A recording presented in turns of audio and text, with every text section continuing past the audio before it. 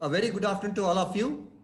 A warm welcome to the 10th scientific session of E-SAMSHODHANA, International Webinar on Opportunities and Challenges in Medical Research, organized as part of Silver Jubilee celebrations of Rajiv Gandhi University of Health Sciences, Bengaluru, and proudly hosted by Department of Research and Development of SGM College of Ayurveda and Hospital, Hassan.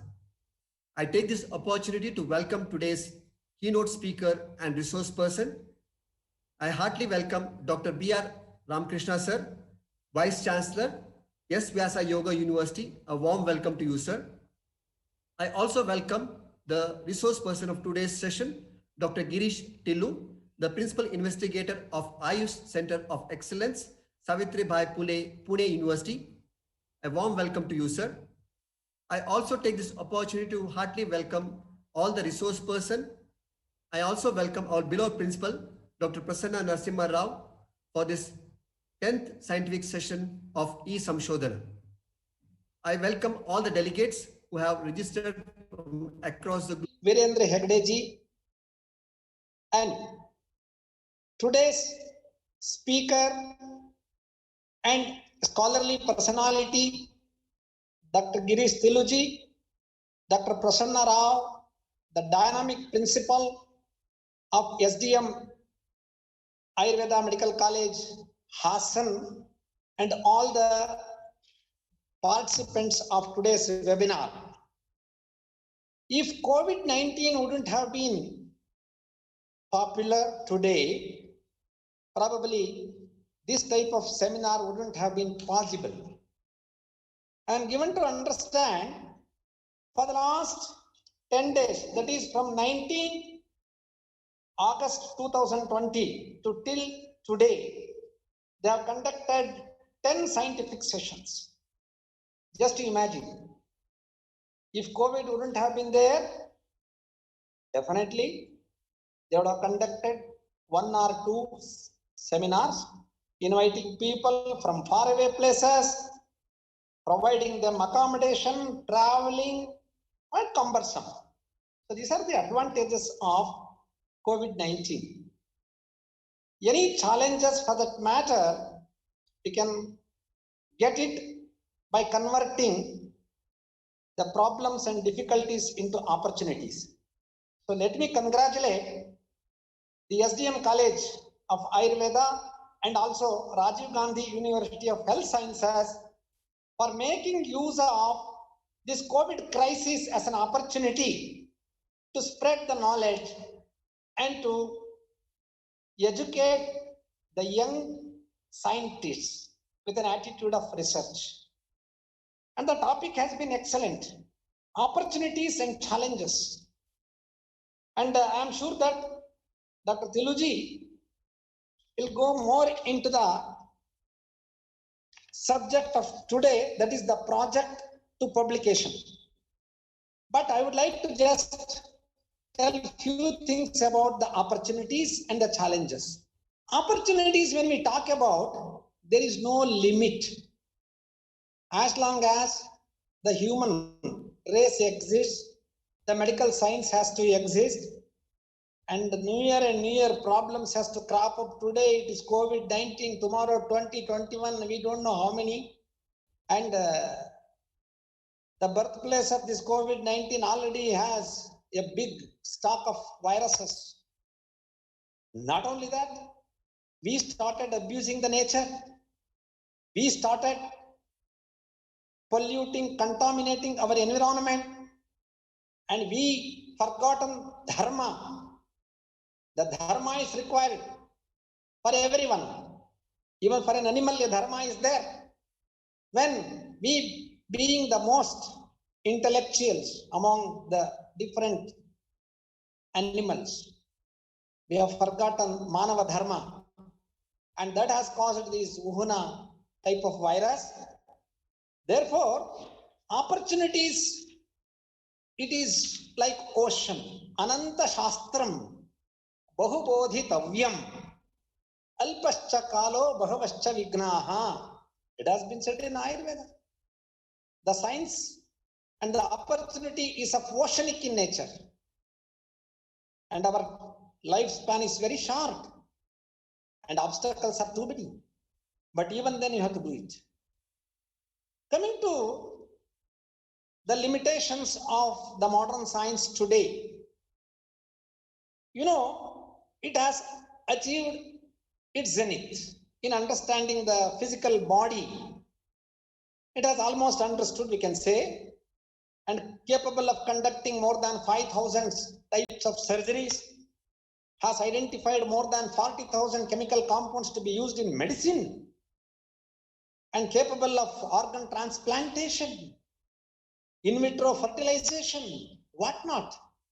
But the modern science is yet to give solution and a cure, even the prevention of the non-communicable diseases. Today, the non-communicable diseases are knocking the door of almost every family, every home, every individual. Hypertension, diabetes, cancer, migraine, sleep disorders, anxiety, whatnot. Why this is? This is simply because the modern science is yet to understand the human system in totality. Its approach is purely matter-based approach, deterministic approach, reductionistic approach. With that, they are not able to understand what is mind, what is intellect, what is consciousness.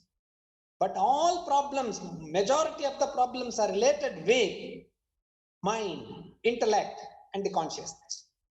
What is the solution for that? The solution today is Ayush system, for that matter. It is purely, its approach is totalistic approach, knowledge-based approach, and the conscious-based approach. Human system is an integrated manifestation of body, mind, and consciousness. It is an integrated manifestation of physical, physiological, psychological, intellectual, and spiritual dimensions. Unless you understand human system in totality, the problems erupting cannot be solved. Therefore, we have to integrate the best of the East and the best of the West, and finally you should evolve solution for all problems. In that scenario, the scope is, opportunity is like an ocean. And Ayurveda, yoga, all our Ayush systems, in these fields, it is unexplored area. You just pick up anything, it becomes a problem for research. So much of demand is there. Now the Western community is looking at us for an alternative. In the given circumstance, our challenges are, unfortunately, our people, we are less educated or trained with the modern research techniques. There is a need of, anything for the, you have done it, but you have not published. It means you have not done. When you have not done, when you have not published, it means you have not done. Therefore, one has to get trained completely, one has to get completely trained with modern research methods. Then only we can think of bringing good papers, good publications, and other things. In this direction, this seminar, this conference is going to throw light, and definitely I am sure that this will have a great contribution in the field of Ayurvedic research. And I am glad that Rajiv Gandhi University of Health Sciences is organizing with the SDM this program. And we have done many such good things. In fact, Rajiv Gandhi University of Health Sciences has a journal. In the journal, Dr. Prasanna Rao is editor and I am the editor-in-chief. What we have done for the last 4 or 5 months, when we took up, there were more than 4 volumes in backlog, and we have completed all that. For that, how we did it? We conducted zonal-wise workshop to train our teachers to write scientific papers and to publish it. 500 scholars, 500 teachers of our university, affiliated colleges are trained in 5 zones, and on account of that, so many research papers were contributed, and we have been able to complete the backlog, and next month and one more after 3 months we are going to bring it. So this is how we have to train our youngsters to write papers. Doing research is okay, and writing papers and publishing in high impact journals is very, very important. That can happen only through the training program being undertaken by SDM and RGUHS together. And in the days to come, from the university, from the Rajiv Gandhi University, we have a program to have a web conference for all our young teachers, like assistant professors, our postgraduate students, and including our internees. So when you train them how to do research, how to write papers, how to publish, naturally the society starts believing us. And today we have everything. We claim that we have wonderful drugs, wonderful concepts to boost immunity. But where are the papers? When there are no papers, we cannot convince. In this direction, the Ministry of Ayush, Rajiv Gandhi University of Health Sciences, and under the leadership of our Health Secretary Rajesh Kotecha ji, whole country is getting vibrated for research and publication of papers. Anyway, I appreciate the initiation taken by RGUHS and SDM, particularly our beloved, my good friend Dr. Prasanna N. Rao, the most dynamic principal. And I am sure in the days to come, we grow better and we throw light in the field of research. And I am sure today's speaker will enlighten us in all aspects. Finally, for having given me an opportunity, I thank you one and all. Namaskar.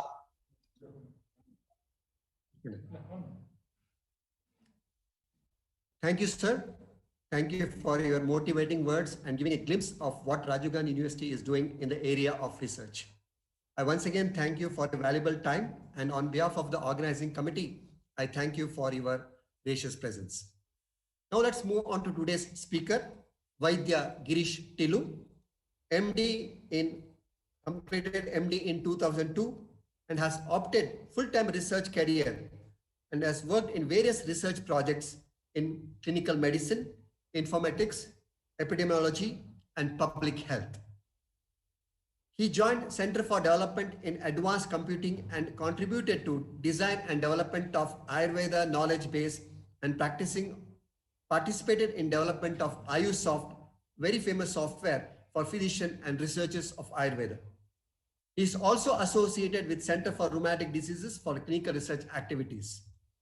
Presently, working as a principal investigator of Ayush Center of Excellence at the prestigious Savitribai Phule, Pune University, and the executive editor of the Journal of Ayurveda and Integrative Medicine. It's a great honor to have Dr. Girish Tillu with us. On behalf of the organizing committee and all the participants and those who are present here, I wholeheartedly welcome Dr. Girish Tillu. Yes. Dr. Tillu will be talking today on a very interesting and important topic, projects to publication. Now, may I now request Dr. Girish Tillu to kindly take over on today's session. I request Dr. Girish Tillu to kindly wind up his session by 3:35. Over to you, Dr. Girish. Yes, thank you very much, Honorable Ramakrishna ji, Honorable Dr. Prasanna Kumar Rao, sir, my colleagues, Dr. Shetty and Dr. Girish and other faculty of SDM Ayurveda College, a very progressive, a very dynamic Ayurveda college. I had been there and experienced the environment. Thank you very much for organizing this particular talk series. As Ramakrishna sir said, even in a very challenging situation like COVID-19 pandemic, we have to keep ourselves active. Let us continue this Sambhasha and grow and progress further. I We know that topics covered so far in this talk series, they are research opportunities, practice to research, proposal, quality, regulations, ethics, research challenges, preclinical, interdisciplinary research, medical ethics. So it is a very good overview of entire research domain. My friends, first of all, we should note that although today we are working in some department, or we are working in a particular, we are teaching a particular subject or working on particular topic, but tomorrow our topic can be very different as we face the COVID-19 pandemic. I will just tell you very interesting indicator of research. In PubMed, if you search clinical trials about Ayurveda, in the last 60 years, you will find around 130 clinical trials reported on PubMed. But in the last 6 months, we find more than 120 clinical trials on Ayush or Ayurveda interventions on COVID-19. They have been registered on CTRI. In the 6 months, the things change altogether. That is the indicator of the dynamic nature, the swabha of Ayurvedic fraternity. Even in challenging situations, we rise to the occasion and we start research. Many of my friends and colleagues, they have stepped out of their comfort zones. Somebody was working in Samhita department, somebody was working on the Rasashastra labs, and they are now working on this COVID-19. So we should not restrict ourselves to a particular topic or particular subject. Our research design can change, and hence this was the intention of covering so many topics. And I'm now going to talk about publication. Why publications are important? Because the research paper or research publication, it is that communicate the entire research process, right from thought, concept, then we build workable model, and we have exposed to the entire research life cycle. I will not go to that, but whatever research we have done, that is known to the people only because of our papers or publications. Hence, they are important. Now, project planning. We actually work on research proposal. It is actually a plan of scientific activities. And when we get project funding, it is actually a responsibility, a very big responsibility. It is not a privilege, because we have to complete that responsibility. There is no other, alternative other than completing that particular responsibility. So that's project proposal. When we plan, that is somewhat easier than actually what we implement. And hence, after we get project proposal or any project, it may be funded or not funded. For example, postgraduate dissertations, they are also a project, although they are not funded. But once we submit any synopsis, that becomes our commitment to the university, commitment to the college, and commitment to the guide. And hence, that has to be complemented. And hence, once we initiate with any research project, we should have a proper implementation plan. And thus, a project is not just science. Along with science, it is administration, finance, human resource, team building, communication, documentation, and actively address all those responsibilities. And thus, every project, be it an MS dissertation or a very big multi-institutional project, it is actually a multitasking that we need to remember. Although it is a multitasking, it is also an opportunity to get inputs from so many dimensions. It depends on how we look at this situation. And hence, project outcomes are necessarily committed deliverables as we define in our proposal plus publication. These are the two committed outcomes that we agree with our funding agency, or if it is not funded, to our university and so many authorities. And every project is a learning opportunity. We should not forget that research is nothing but a learning. Research is nothing but knowledge generation. And hence, if we keep continuously track of this particular thought, if we are tuned with this particular thought, then many questions become very easier. Now we can start publication before we actually initiate the project. We all know when we write any project or write any synopsis for that matter, we do a very good literature search. That is of course expected, and hence a good literature search with a status update can be converted into a good review. And this is a very good start. When we actually work on good review, we read related material, we read related reports, research papers, and then they teach us what were the methods used. Were there any lacunae in those methods? What is the learning from those methods? What we can really continue, or what we can adopt, what we can change while we actually take some methods or follow a particular tool. It is actually a learning. A very good literature search and writing good review gives us, actually makes us or strengthens us to undertake our research project. And hence, review on methods. We can also write review on methods as methodology paper or discussion. Many times, as Ramakrishna sir said, that there are so many things that we can do. There are so many challenges or lacunae or gaps exist, especially for Ayurveda research. These gaps, they are actually opportunities to work further. We have to look at the situation with an extremely optimistic view. If we look at several earlier literature, then we find out what new development of scales, tools, and assessment we need to undertake. How we can use existing tools and scales, how we need modifications. We can write some discussion papers even before we actually embark on the project. Then related documents, related developments. There are so many letters, short communication. For example, in a situation like COVID-19 pandemic, if somebody gets some idea, or somebody wants to comment on the situation, comments on the data, existing developments, guidelines, etc., we can also write a letter to editor and various other papers or short communications. It is also possible. Commentary is also possible on existing literature. So if somebody wants to highlight certain parts of yoga or certain parts of lifestyle or diet and how that can be useful as an immunomodulatory treatment, or that can be used as a rehabilitation approach, that can be communicated as a commentary. So not necessarily a research paper mean an experimental article.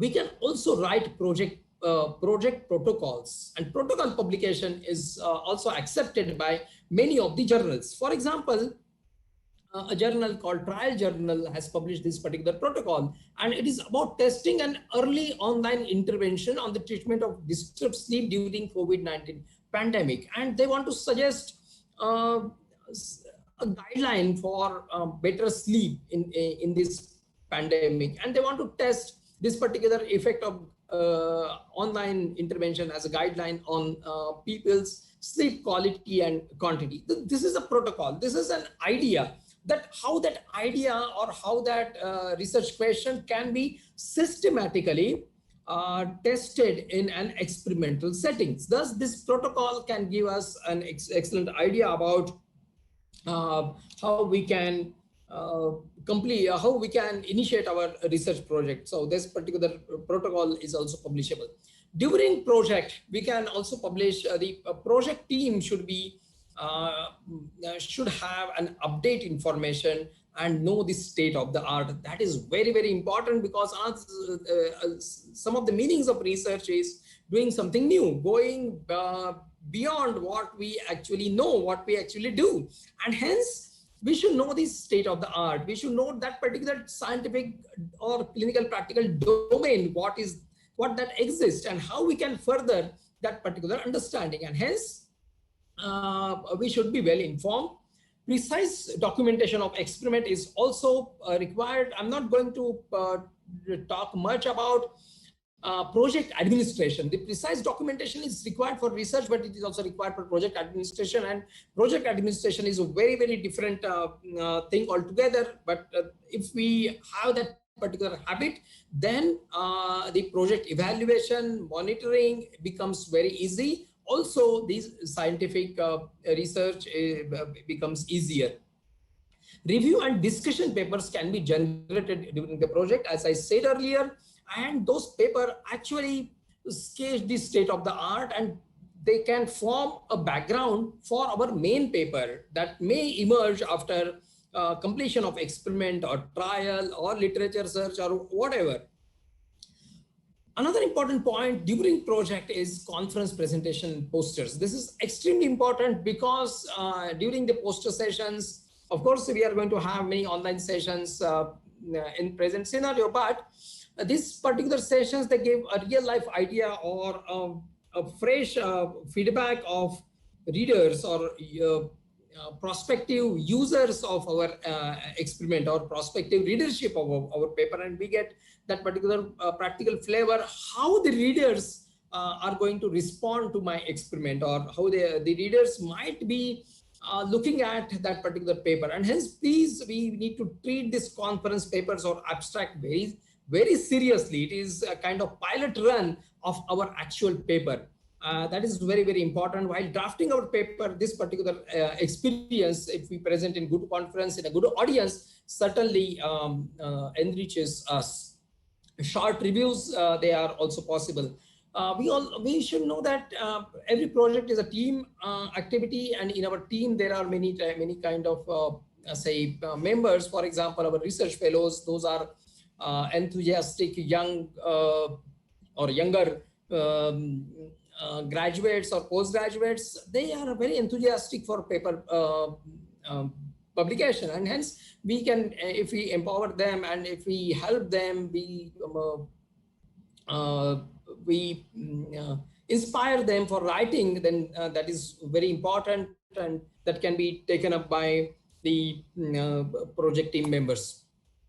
Now, if you will have any questions about publications, any questions about journals selection, any questions about how to write certain thing, if we have many such questions, then my answer will be, please work more on literature search.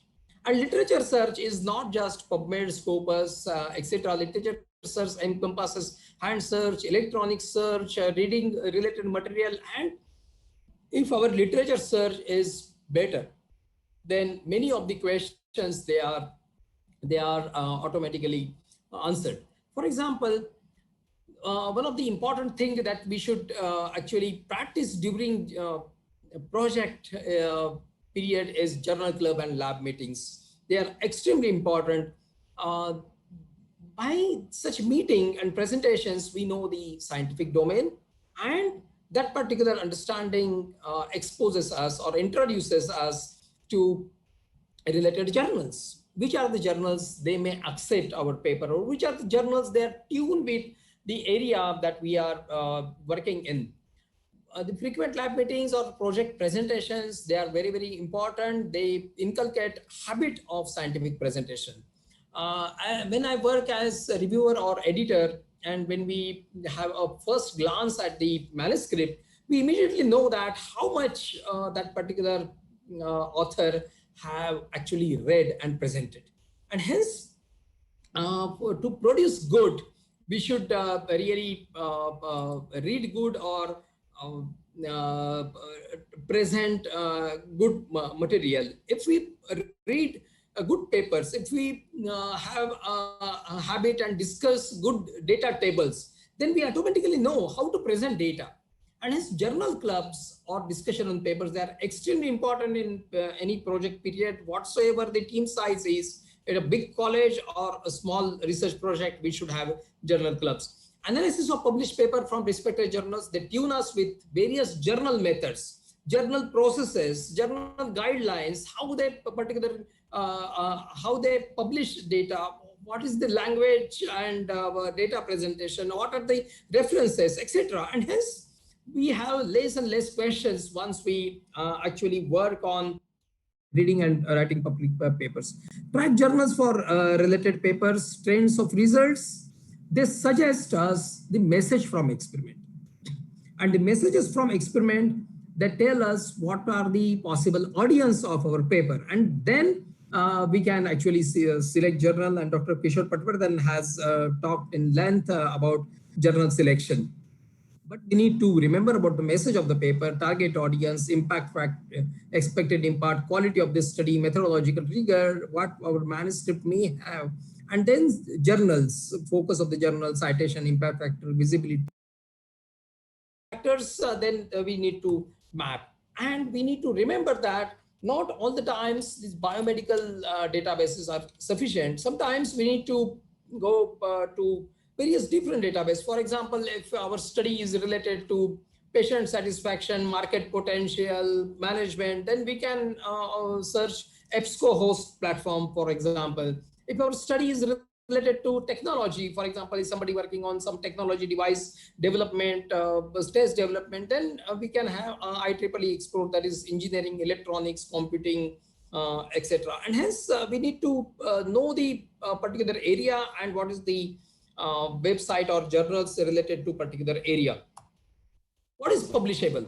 Thoughts, concept, ideas, critique, differences of opinions with appropriate reason or sandhya, sambhasha methods, research plans, protocols, experiences in form of case reports, clinical observations, unsolved or challenging cases, unexpected finding. For example, Journal of Ayurveda and Integrative Medicine has launched a special issue on COVID-19, and this special issue, we are getting many case reports and clinical observations about COVID-19, and hence they also can be accepted in such scenario.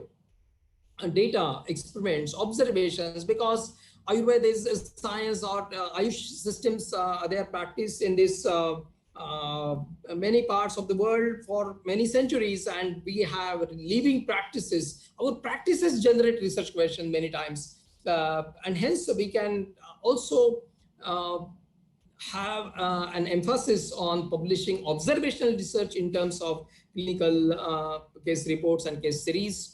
Meta-analysis, technology, applications, reviews, opinion, they can be publishable. For example, this is a review. Review should go beyond compilation. It is based on extensive study of published data. It should offer new insights. It should avoid repetition of whatever is published. It should give interpretation, gaps, translation, application of concepts and thoughts, etc. So there's a scholarly review is like undergoing a training program. Reading a scholarly review means undergoing a training program or development program for that particular area. That much precious that review should be. There can be experimental research. We all might have read. There can be short communication. There can be case reports. There can be book reviews, learning from cases. There can be debates. For example, which should be the proper way, or what could be various, we have various schools of thoughts or various methods of doing something, and we can also discuss and debate the pros and cons of such various methods. We can have some essays that we can really, if we read many such types of papers, then we can think and write many such papers. There can be, as I said, study protocol. There is a trend of publishing study protocol even before we start. Good resources like Cochrane Library. There are many research papers that is very interesting, and we can learn many things from such papers. The thought or concepts, thought marinated in methods meticulously followed in experiment, generating data, interpretation and presentation of data, knowledge generation and reporting, entire processes. These are the actually ingredients of paper. So I'm just going to demonstrate about two particular publication guidelines. The one is Equator Network and another is Committee of Publication Ethics. Thus the Equator Network is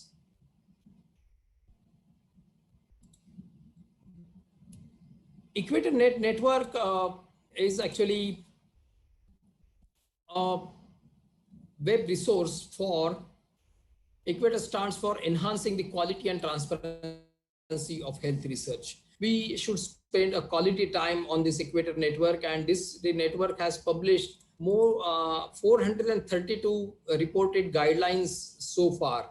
And these guidelines, they help us structuring our research papers, whether it is randomized trials, observational studies, systematic reviews. For particular research paper, a particular method can be used. For example, reporting herbal medicine, which are the how we can use the consort statement for reporting herbal guidelines, how we can use arrive guidelines for reporting animal research or in vivo research. If we have worked on several studies like hello, sir. Case reports. Yes. Hello, sir. Yes. The screen is not visible. Only the slides are visible. What are the activities that you're doing are not visible. Okay. Okay. Fine.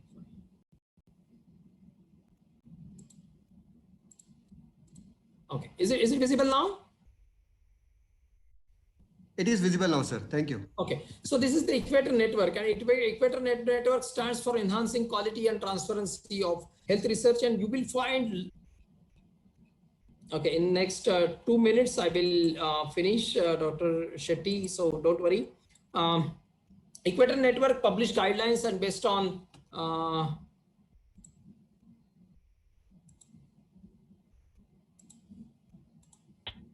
based on various types of research method or research design, there are respective guidelines that if we follow, then that becomes very easy.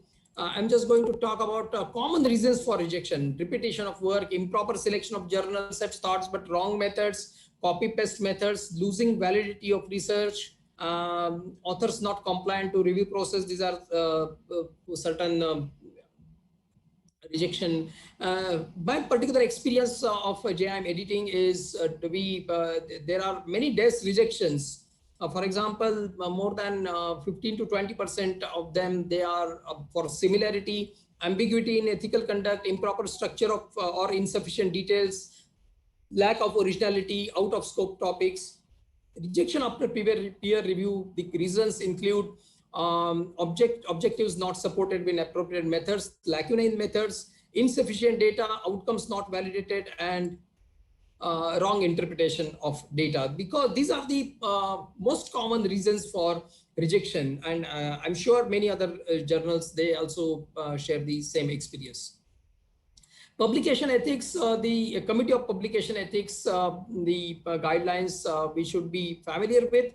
ICMJ criteria for authorship. Research misconduct is increasing even in Ayurvedic sector, and we should really curb that particular research misconduct, and for that purpose we should be aware, and I'm sure Nandini madam might have shared many of the aspect of ethical conduct. But in our editing we find various cases of misconduct in terms of one experiment simultaneously communicated to many papers, false or fabricated data, one paper to many journals, copy paste or rising similarity or plagiarism, authorship issues, no citation credit acknowledgement, and desperation for publication. So that is again evident that we should really think about. Thus publication is a very good thing, because whatever we work, we add a drop in the ocean of the knowledge. And as Charaka says, Krusnoi Loko Buddhimatam Acharyaha, research papers certainly enable that particular learning process. And hence, if we publish, we can progress on the path of further learning with this message. Thank you very much for this opportunity for interaction. Thank you very much. If there are any quick questions, I know there are some raised hands, then we will discuss about a few questions in less than 10 minutes. Is it fine? Yes. Yes. Thank you, sir. Thank you very much for acting on the importance of applications. And I think you are rightly stick to your time, and you are exactly finished this presentation at 3:35. Yes. Questions that I would like to take from the participants, and we would like you to kindly answer to these questions. The first question is by Dr. Pallavi. She feels that many of the good research works do not get published. As students, practitioners, or the faculties, what is your message for them, how the research could be transformed into good publications?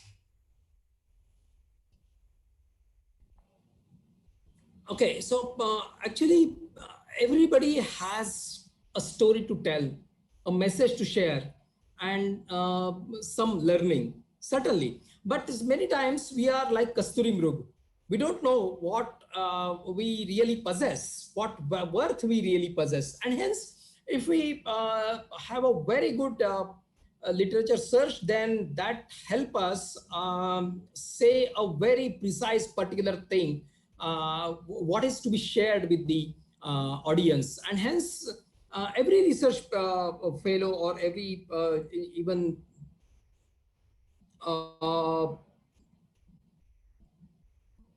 every person can really publish, but we should know what is the niche area or what is the gap or how we can fill that particular gap. It is not required that everybody again, I forgot to tell very important thing. Research project is actually what we commit to whatever authority, but research paper is a message. Research paper, we should not, many times we get research paper as a consolidated form of dissertation or PhD thesis. No, research paper is a message. If you want to raise some research questions, if you want to discuss, debate, then we also get, every journal, every good journal has reserved space for sharing that particular learning, discussion, thought process, because research is all about sharing and enriching thoughts. But many times we confine ourselves. Many times we think out of box for writing research proposal, but we don't think out of box for publications, research publications, converting our learning. Many times our thinking is completely in box, and hence please try to publish our thoughts, our opinions, debate, discuss. That is also welcomed by journals. And in fact, I will tell you the secret openly. Journals, they get very less articles, what we call as feature articles. We get very few articles of book reviews or letter to editors, short communications, debate, discussion kernel, pedagogy, etc. And everybody thinks that we have to just publish original research. No, it is not required. We have so many. Thus, please spend some time in authors' guidelines of good journals. Then we know that there are so many topics, so many research paper types that we can really publish.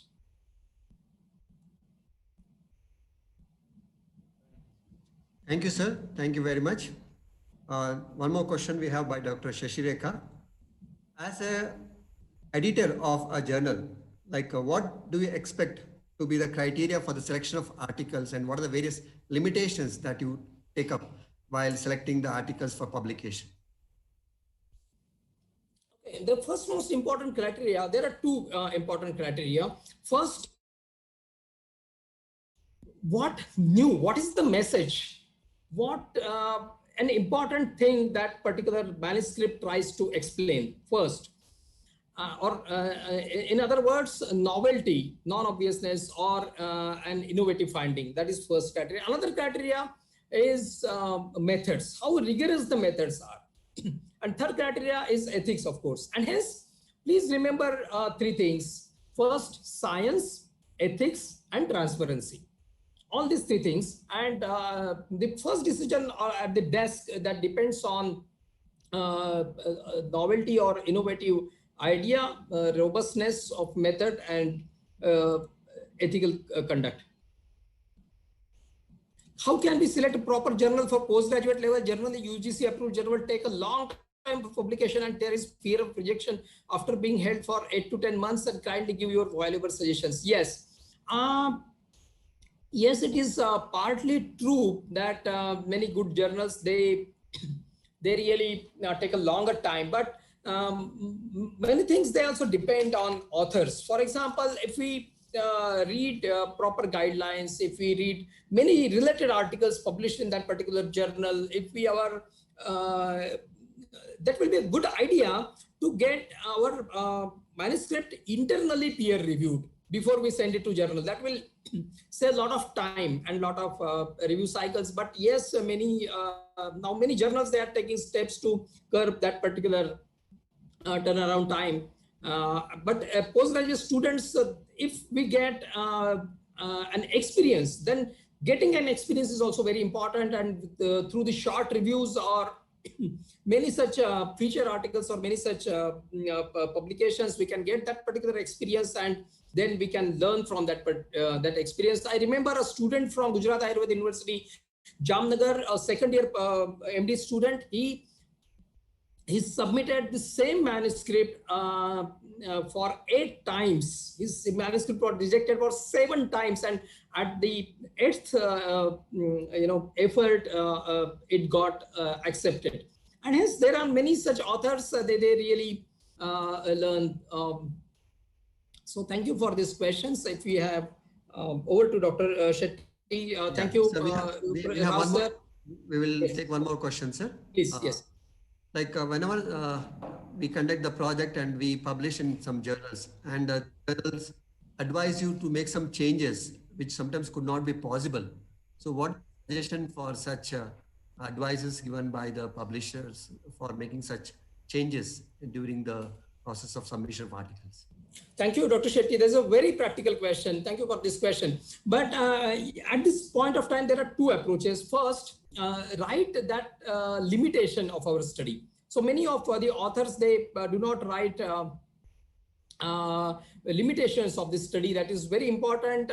If something is not possible, something is done, it is not done, we should not inflate anything, but we should be very realistic and say that it was not possible because of whatever reasons are, and hence these findings are limited, or these findings are useful in particular context. We should not try to generalize the thing.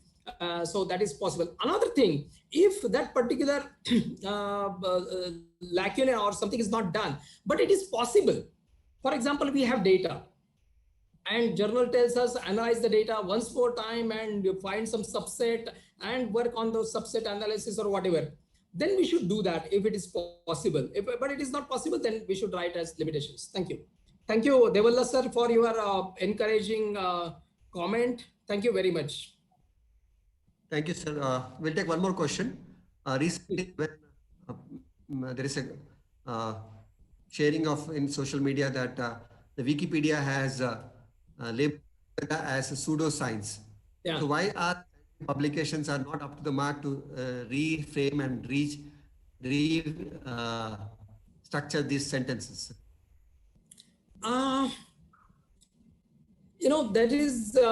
is not. I will not accept this statement that our publications are not up to the mark. Our publications, we have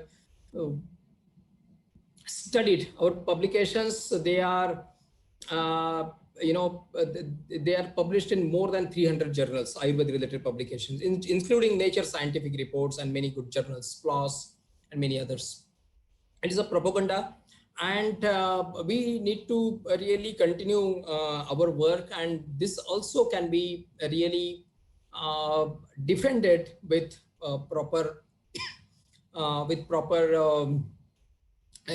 reply.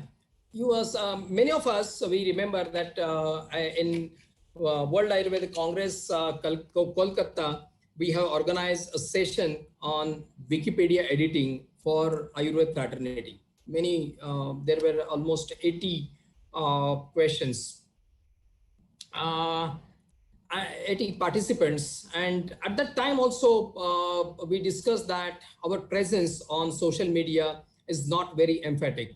Our Ayurvedic fraternity, we do not care about our existence. We do not care about our image of Ayurveda as a science. And hence, these are the reflections, or these are the results of our own carelessness and we should defend that whatever defend with proper evidence and whatever papers published so far. So Turnitin and Authenticate, they are good softwares. They are paid softwares, of course, but they provide the editors and reviewers very authentic information about similarity. Similarity is a very important aspect, and hence we use these two softwares, Turnitin and Authenticate. But there are many freewares too for checking similarity, and that is a good practice. Thank you for this question, sir. Thank you, sir. My own personal question, you have been very inclined towards the informatics, and as the young growing scholars, what will be your message to integrate the technology with the science of Ayurveda, sir? The last message before we could stop today's presentation. Okay, thank you, Dr. Suhaji. A very interesting comment is informatics is the technology that is accepted with the same pace with biomedical scientists. Ayurvedic people, they accepted the technology with the same pace. And actually, as Charaka says, the Krishno Iloko Buddhimatam Acharyaha. So we should really master, or we should really study whatever new things are happening. What is Ayurveda? That is very fundamental question. Ayurveda is not something that is being taught in colleges and give us BMS degrees. Ayurveda exists everywhere. And hence, with this attitude, if we really learn, read, grasp newer development, and then that will be really helpful. And hence the faculty and students from Ayurvedic colleges, they should get out of Ayurvedic colleges and go to other institutions, and they should invite, say, scholars from other institutions of biomedical research, modern medicine, basic sciences to their colleges, and that interaction is very, very important and required. Thank you very much. Thank you very much for organizers, Ramakrishna sir, Prasanna Rao sir, senior professors like Devalla sir, Dr. Shetty, Dr. Girish, and many faculty members for this opportunity. Your questions were really informative, and they made all of us think. Thank you very much. Thank you, sir. Thank you very much for elaborating on a very important and a key topic of how we can transform the basic project preparation and project work into good publications. Thank you for giving a very elaborative and in-depth information about the basics of today's topic, and also demonstrating some of the important resources that you have, especially the Equator Network and the other informatic places that you have integrated in your presentation. Thank you very much, sir. On behalf of the organizers, we are very, very thankful to you. And on behalf of the organizing committee, we extend your gratitude for accepting our invitation and being a part of today's scientific session. It is my honor. Thank you very much. We would like to specially thank Dr. B.R. Ramakrishna, sir, for gracing the occasion and delivering the keynote address. On behalf of the organizing committee, I heartily welcome you, sir. And it was indeed our honor to have you as a keynote speaker of today's session. So thank you very much for being with us. And on behalf of the organizing committee, we thank you, and we request you to kindly stay with us for the valedictory function, which will continue after this scientific session. So once again, I would like to extend my gratitude to our beloved principal, Dr. Prasanna N. Rao, for all the encouragement that he has given us throughout this session, and in making this webinar very, very vibrant, reaching many parts of India and abroad. We have been getting very good responses and feedbacks, and we have participants who have joined us in this great tenure, and we will be very happy to have you all for the validity session. As you all know, this validity section will be graced by our beloved Padmavibhushana Dr. D. Veerendra Heggade, Dharmadekadi of Kshetra Dharmasthala, and the validity address will be delivered by Vaidya Rajesh Kotecha, the Secretary of Ministry of Ayush, Government of India. Will also be graced and presided over by the Vice Chancellor of Rajiv Gandhi University of Health Sciences, Dr. S. Sachidananda, and Dr. Shivanand Kapasi, Registrar of Rajiv Gandhi University of Health Sciences, will be our guest of honor. So I once again thank all of you for your valuable presence.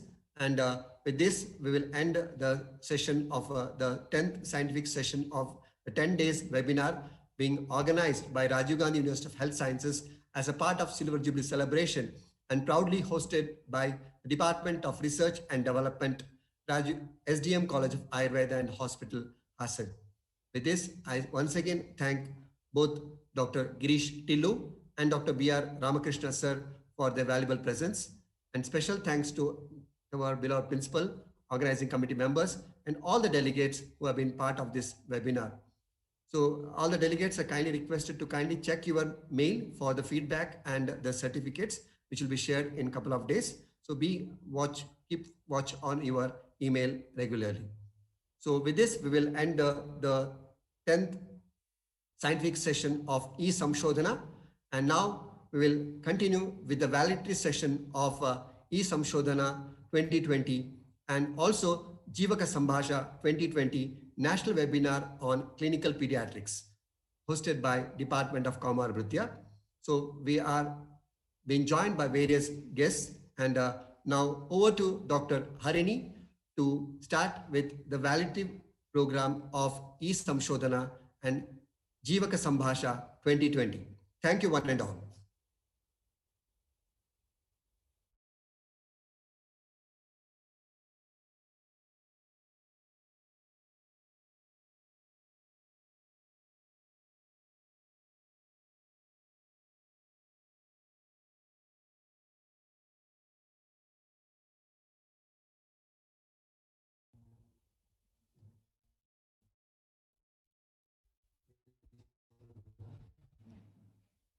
Shodhana 2020.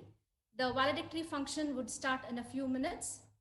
Before that, I would like to give you a brief introduction about our institute, how our institute functions.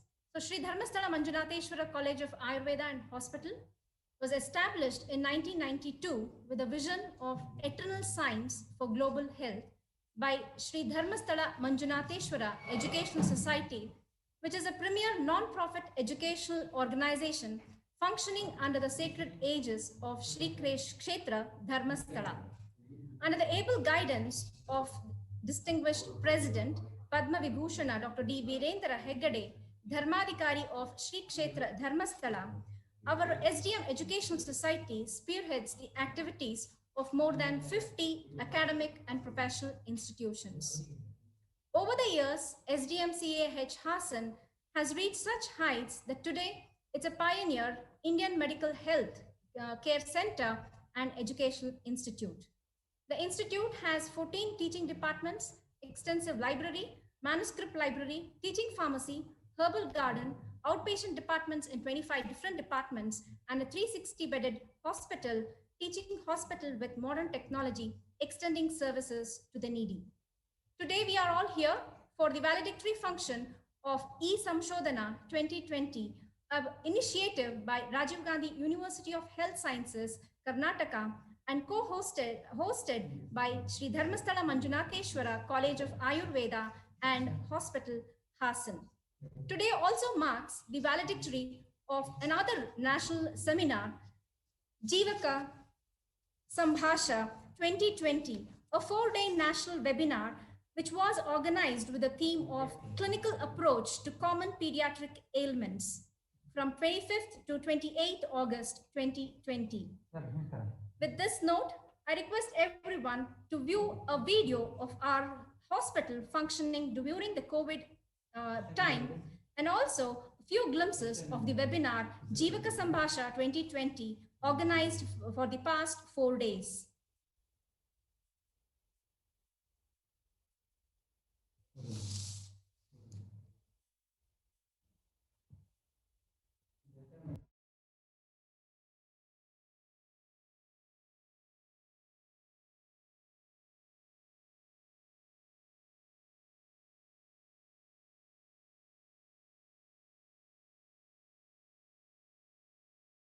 Ayurveda Hospital is a teaching hospital of Sri Dharmasthala Manjunatheshwara College of Ayurveda, established by Reverend Dr. D. Veerendra Heggade, Dharmadhikari of Sri Kshetra Dharmasthala in 1992. Hospital has 360 beds specially for curative treatment and 60 beds reserved for preventive treatment. Since then, COVID-19 pandemic is in prevalence. We have upgraded our hospital infection control measures by screening every vehicle which is entering into the campus. We have disinfected all the vehicles which is entering into the hospital. We have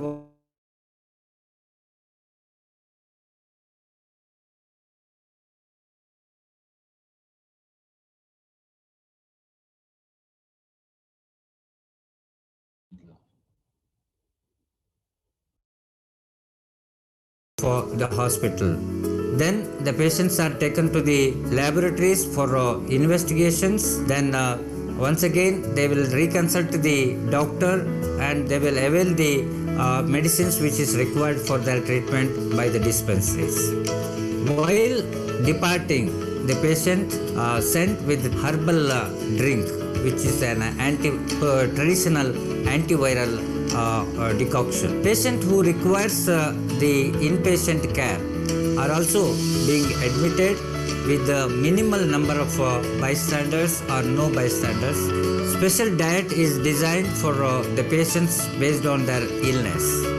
Yoga, physiotherapy and other procedures are followed according to their illness. During this time, we have trained our all caregivers, right from the housekeeping staffs, technical staffs, technicians, the pharmacy people, Panchakarma therapists, doctors, every personnel who are in touch with the patient care are being trained. There are almost 50% of the ailments which is reporting to the hospitals among all other ailments. So such a wonderful topics are selected for discussion, keeping mainly in the view of number of reporting cases.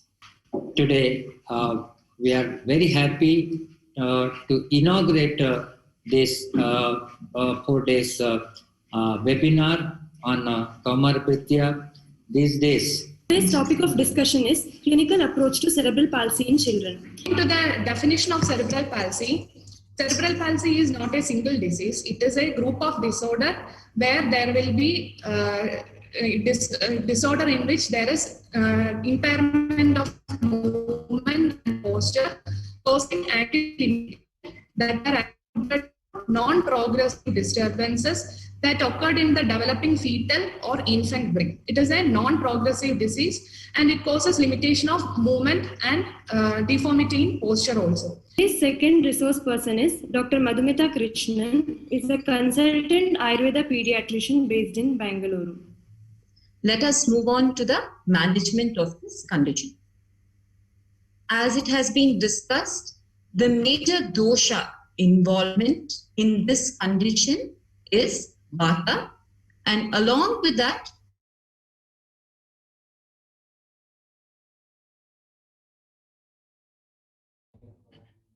A very good afternoon to one and all. E-SAMSHODHANA 2020 is an innovative initiative of Rajiv Gandhi University of Health Sciences, Karnataka, hosted proudly by SDM College of Ayurveda and Hospital, Hassan. It created a platform to share wisdom among faculty, practitioners, researchers, and students. The last 10 days have been a feast of knowledge with research. Experts of different streams in research deliberated on key opportunities and challenges in medical research. As a crowning glory, we shall wrap up E-SAMSHODHANA 2020 with a valedictory session. But with this valedictory, we usher in avenues for collaborative and interdisciplinary research with the ultimate goal to serve the society. Today also marks the completion of 4-day national webinar, JEEVAKA SAMBHASHA 2020, Clinical Approach to Common Pediatric Ailments, a webinar series organized by Department of Kaumarabritya from 25th to 28th August 2020. The central theme of this webinar was treatment strategies in cerebral palsy, respiratory disorders, nutritional disorders, ADHD, and autism. Today, to the valedictory session, we are privileged and blessed to have dignitaries, Pujya Shri Dr. D. Veerendra Heggade, President of SDM Educational Society, Vaidya Rajesh Kotecha, Honorable Secretary, Ministry of Ayush, Dr. S. Sachidananda, Honorable Vice Chancellor, Rajiv Gandhi University of Health Sciences, Karnataka, Shri Shivanand Kapashi, IAS, Registrar, RGUHS, Dr. Prasanna and Rao, Principal, SDM College of Ayurveda and Hospital, Hassan. As it's customary, let's begin the valedictory with the blessings of the Almighty. I request Ms. Deepika Bhatt for the invocation.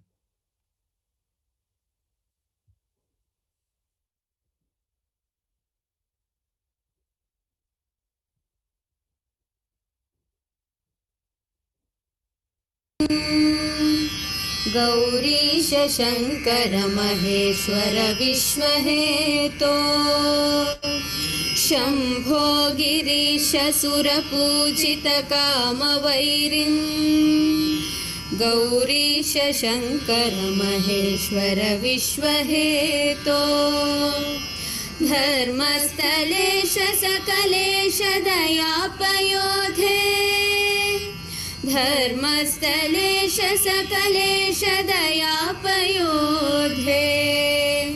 Shri Manjunath नितरां कुरु मङ्गलं मे श्रीमञ्जुनाथ नितरां कुरु मङ्गलं मे नमोऽस्तु धन्वन्तरये नमोऽस्तु धन्वन्तरये दिवो दासपदलाञ्छन देशिक नमोऽस्तु धन्वन्तरये नमोऽस्तु धन्वन्तरये पंचभूत संघात संतते संतत पोषण रक्षण हेतु यस्यानुग्रह मात्रेण वयं सज्जस्त्वामुपयाताः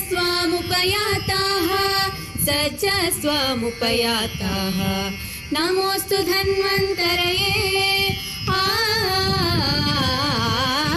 स्वस्थ भारतं सफल भारतं स्वस्थ मानवं पुष्ट मानवम्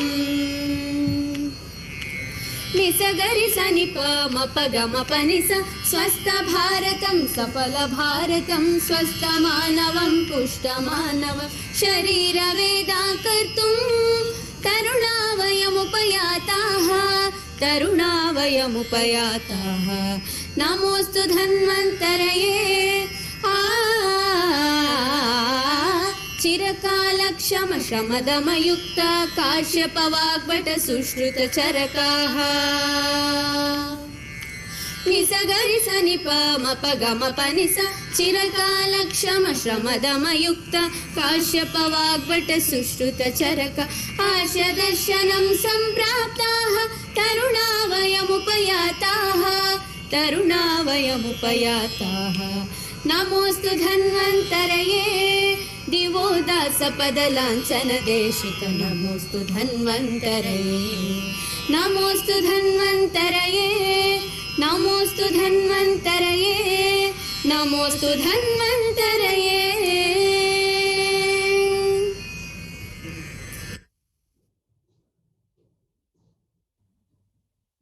Thank you, Ms. Now, I request our beloved principal, Dr. Prasanna and Rao, for the welcome speech.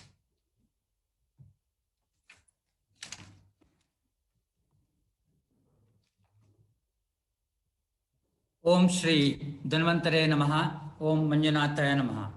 Most Reverend Padmavibhushana Rajashri Dr. D. Veerendra Heggade, President, SDM Education Society and Chancellor of SDM University, the inspiration behind all activities of mankind. Padma Shri Vaidya Rajesh Kotecha, Honorable Secretary, Ministry of Ayush, Government of India.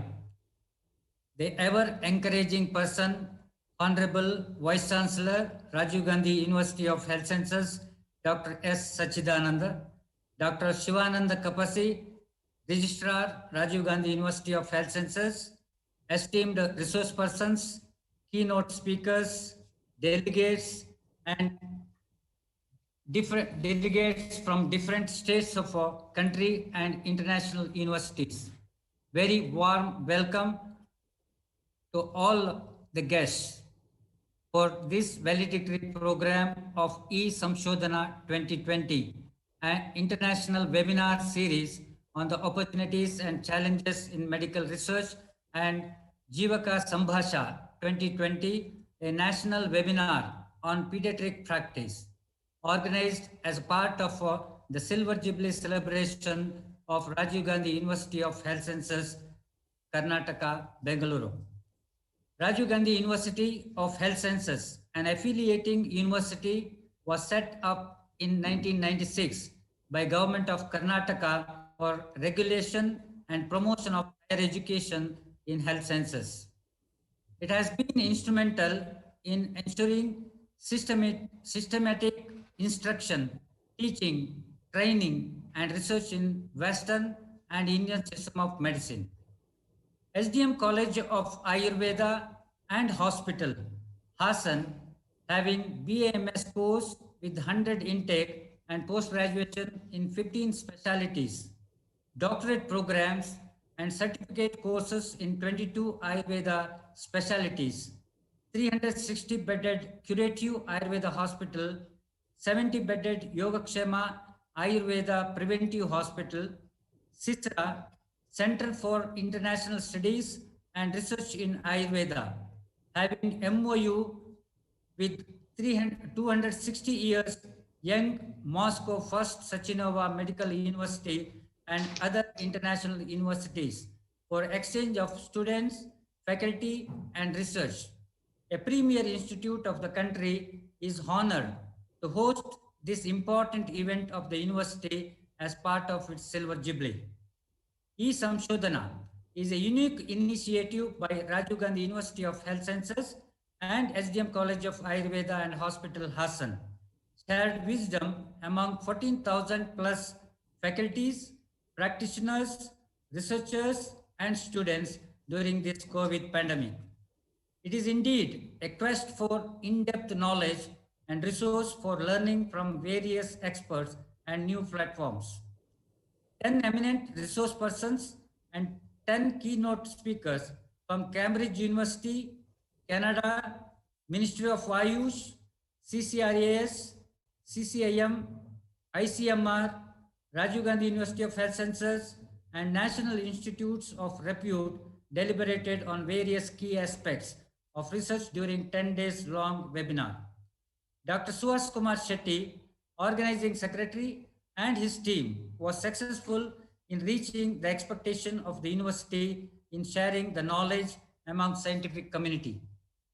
JEEVAKA SAMBHASHA 2020 4 days national webinar on pediatric practice to strengthen women and child health was organized by Department of Kaumarabritya.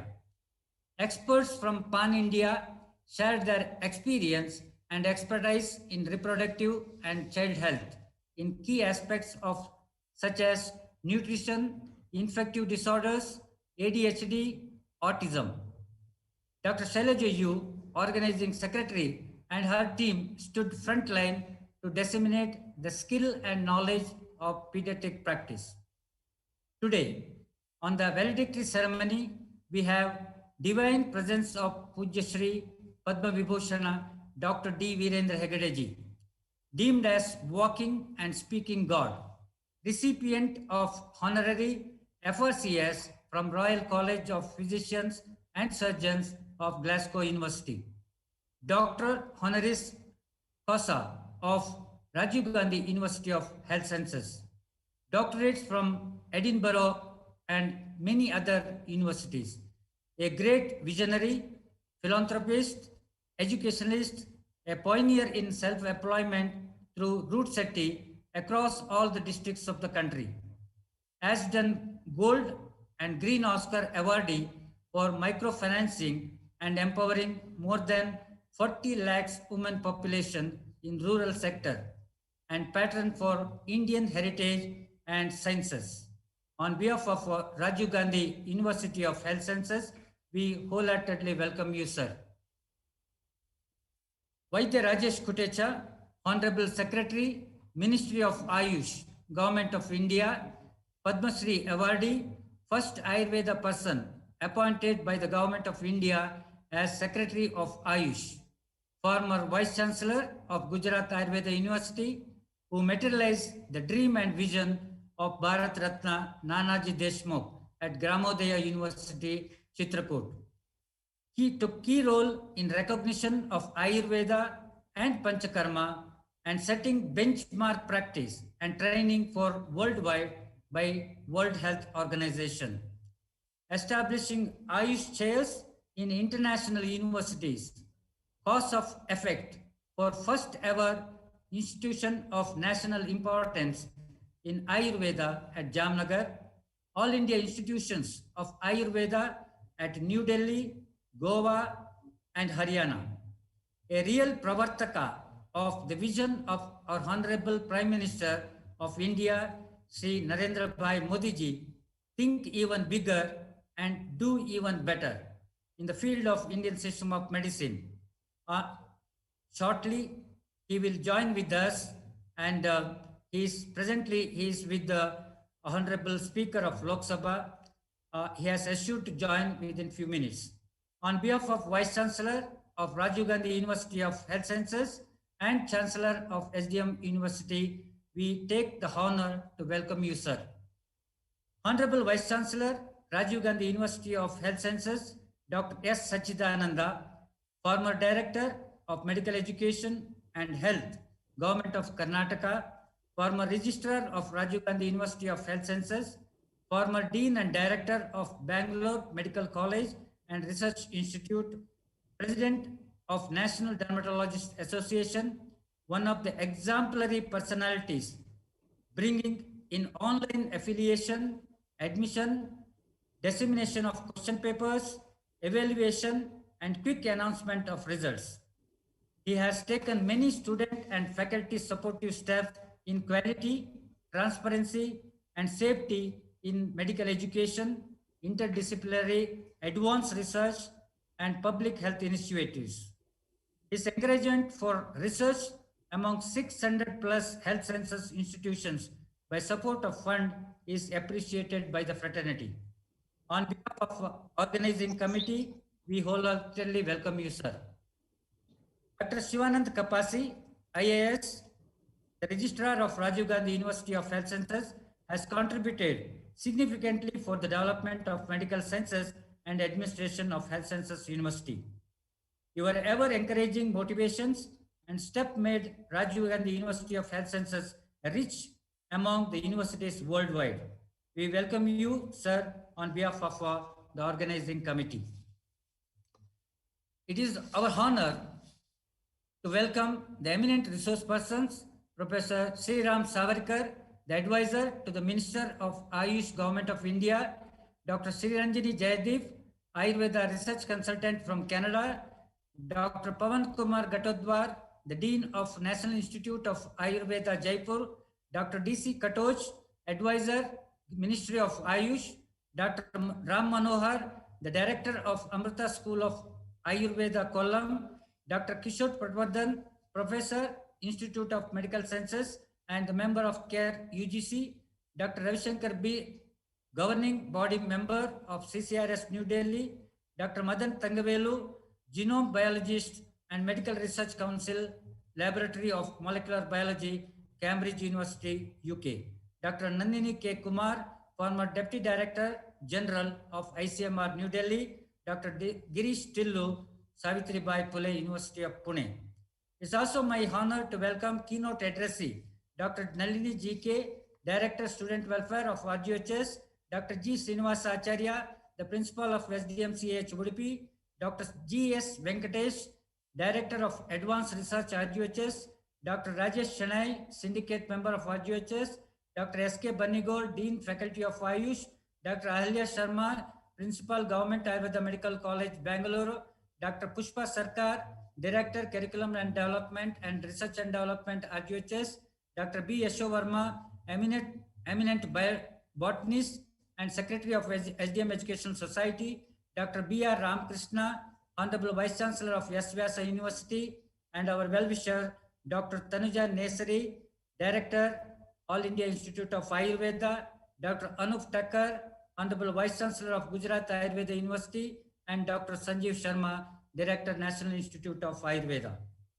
I take privilege to welcome all resource persons, keynote speakers, and heads of the national and international institutes and universities and delegates to listen to the words of wisdom from the Honorable Secretary Ayush, Vice Chancellor of RGUHS, and divine blessings of Padmavibhushana, Dr. D. Veerendra Heggade. Thank you.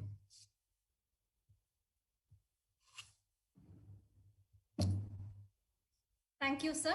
On behalf of the organizing committee, I extend a warm welcome to you as well, to Dr. Prasanna and Rao, Principal of SDM College of Ayurveda and Hospital, Hassan. Rajiv Gandhi University of Health Sciences is an affiliating university set up in 1996, and today it's celebrating its silver jubilee. And we are pleased to have one of the best administrators Rajiv Gandhi University of Health Sciences has seen, Honorable Vice Chancellor Dr. S. Sachidanand. On this occasion of the valedictory session of E-SAMSHODHANA, may I request Honorable Vice Chancellor to address all the participants and the guest speakers. Good afternoon, sir. Am I audible? Yeah. Thank you so much. It's a great pleasure to be associated with this valedictory function of SDM Ayurvedic Medical College and Hospital. My pranams to Puja Padmavibhushana Sri Veerendra Heggade ji, who has been a constant source of inspiration and encouragement for not only SDM University, but also for Rajiv Gandhi University of Health Sciences. My pranams to you, sir. And it's a great pleasure that I'm participating in this valedictory function. I was also a part of the inaugural function of E-SAMSHODHANA, which on 19th. And the last 10 days, there have been an academic feast being arranged by SDM Ayurveda College by its dynamic principal, Dr. Prasanna Rao, and the whole team, organizing team, who have been working very hard to organize this E-SAMSHODHANA 2020. As the name itself suggests, Samshodhana is the mantra of present day. Publications, research, grant writing, and conducting research in clinical.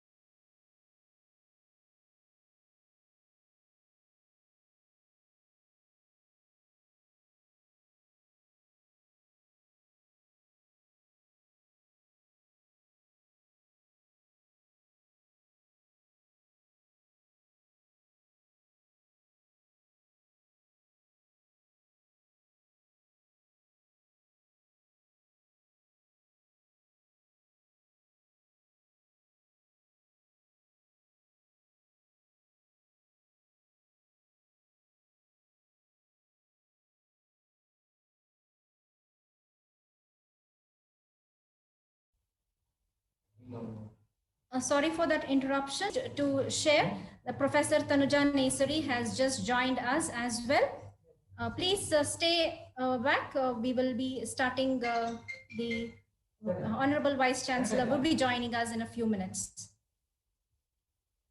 Okay.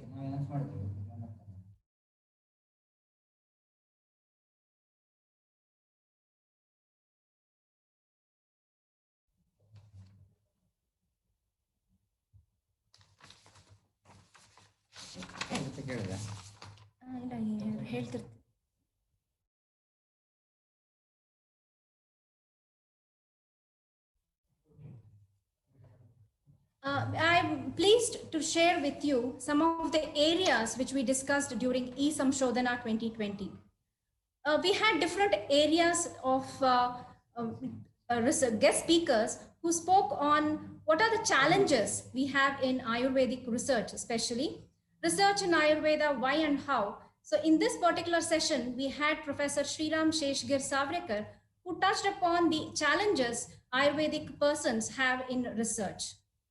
Dr. Sriranjani Jaideep in the second session spoke about how even a simple Ayurvedic practitioner can convert clinical practice into publications and make a name and fame to the science.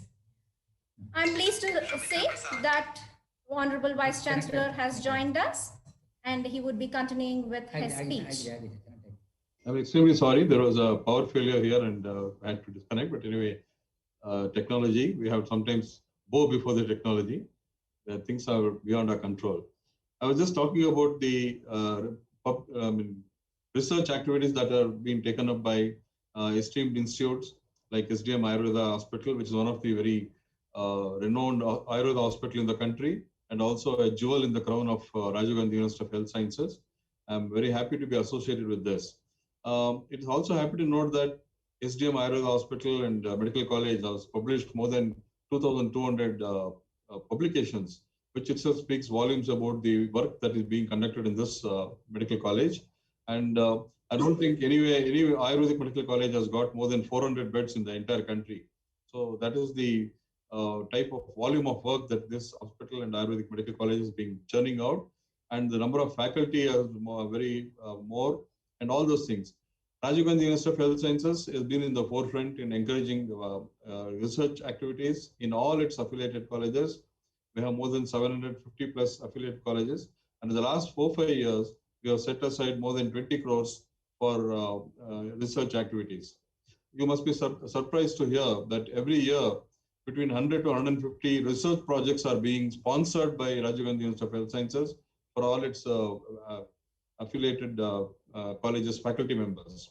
Added to this, we are also conducting research for encouraging research in undergraduate students. This is the first of its kind in any university across the India, any health science university. Last year, when we announced the surprise, there was more than 500 applications and we could clear around 300 undergraduate research projects. This year, we have simply doubled the numbers. There are about 572 research projects being submitted by undergraduates, and that too from different streams of faculty, medical, dental, Ayurveda, nursing, pharmacy, all of them have applied. So this is the type of boost that we are giving for research. If that academic culture is inculcated at the younger age itself, and such students would, when they grow up and become postgraduates and faculty members, will continue the same, and research would be given more importance. Even the apex bodies like Medical Council of India, CCIM, have also emphasized the fact that whenever there is a faculty promotion, you need to have publications as well. They will link the promotions to publication, which means that research has to be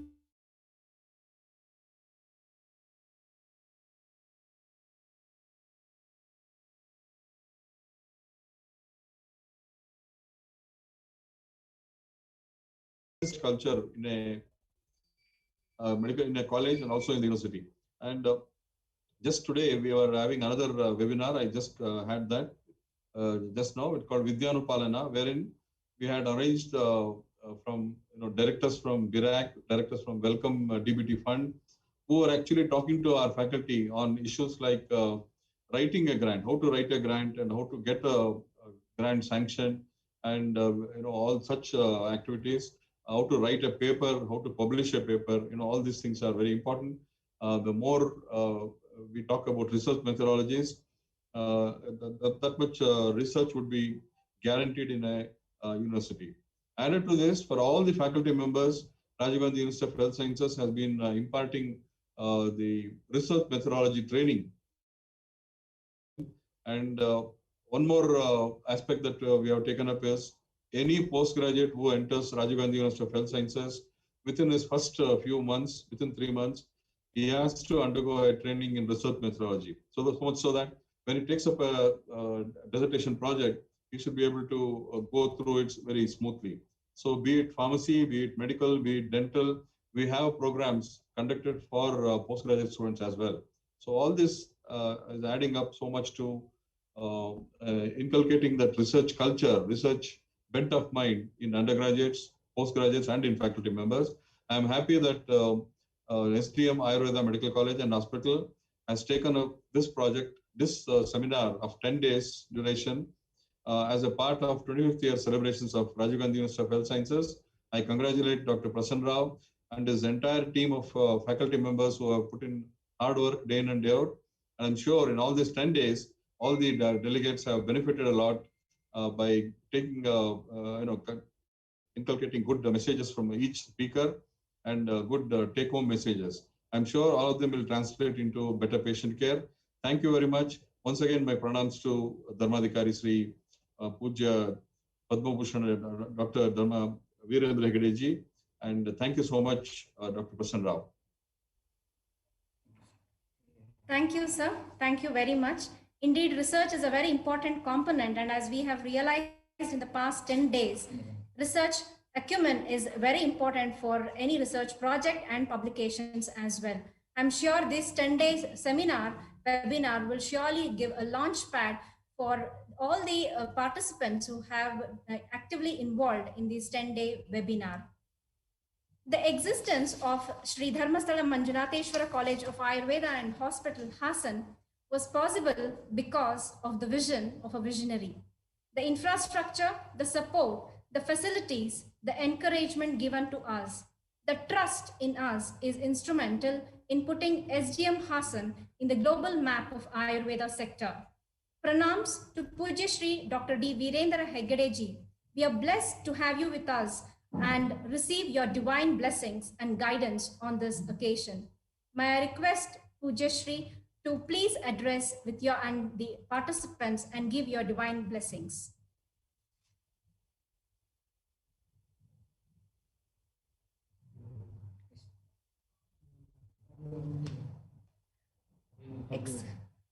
Audio, sir.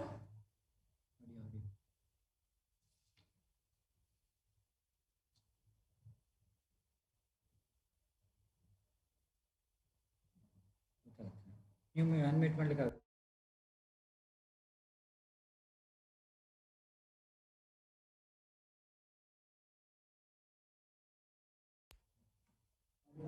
Sir, I think the audio is mute, in mute. Now are you able to hear me? Yes, sir. Audible, sir. Yeah. So offering my prayers to Lord Manjunath Swami, I wish to recognize all the dignitaries and luminaries who are participating in this webinar closing function. And I'm very happy that our Ayurveda College at Hassan has been able to organize this. And I'm watching the number here, about 460 people are associated with this.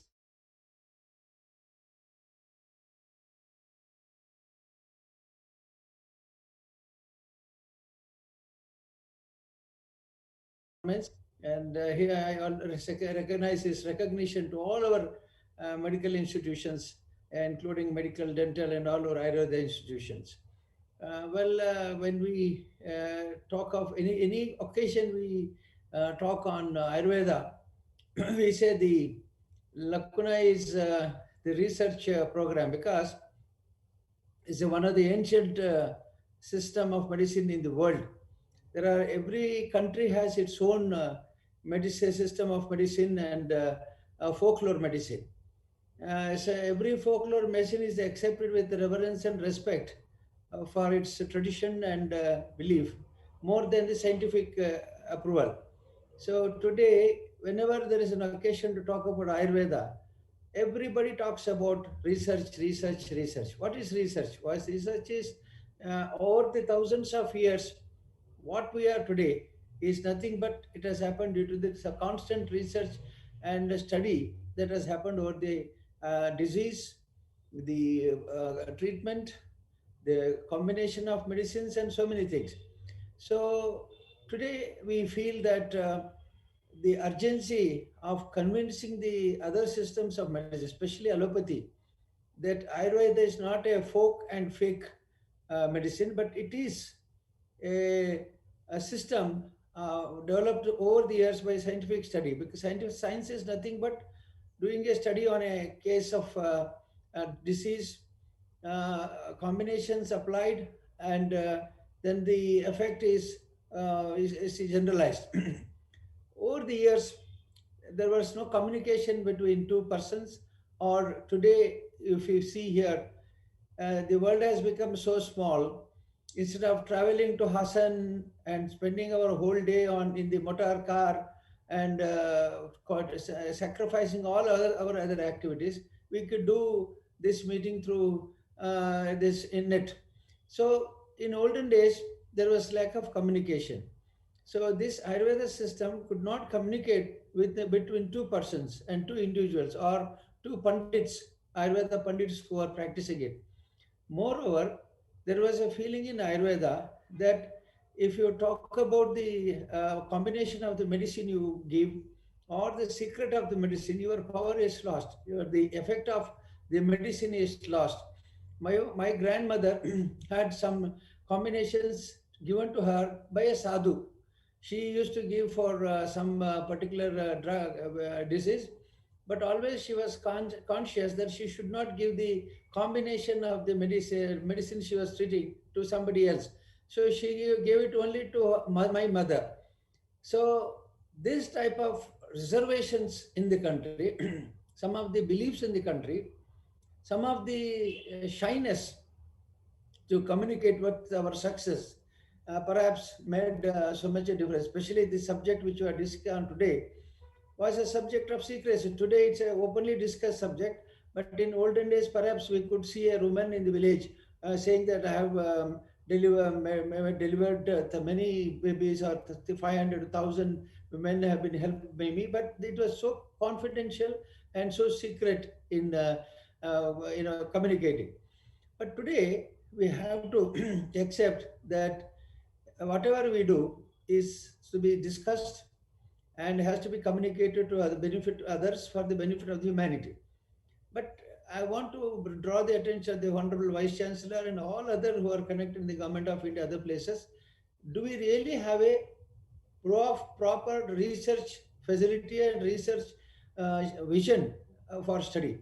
So what is a research? Today, everybody say we are doing research. There are research institutions, there are research institutes, but what type of research is done there? How much responsible they are? So how much they are watched by any organization, the All India organization or the university or a setup exclusively meant for the reports received by the research. Now, Honorable Vice Chancellor said about 2,000 papers have been submitted by our college. So many papers published, but who is going to recognize the truth or the impact of the findings of the paper? So this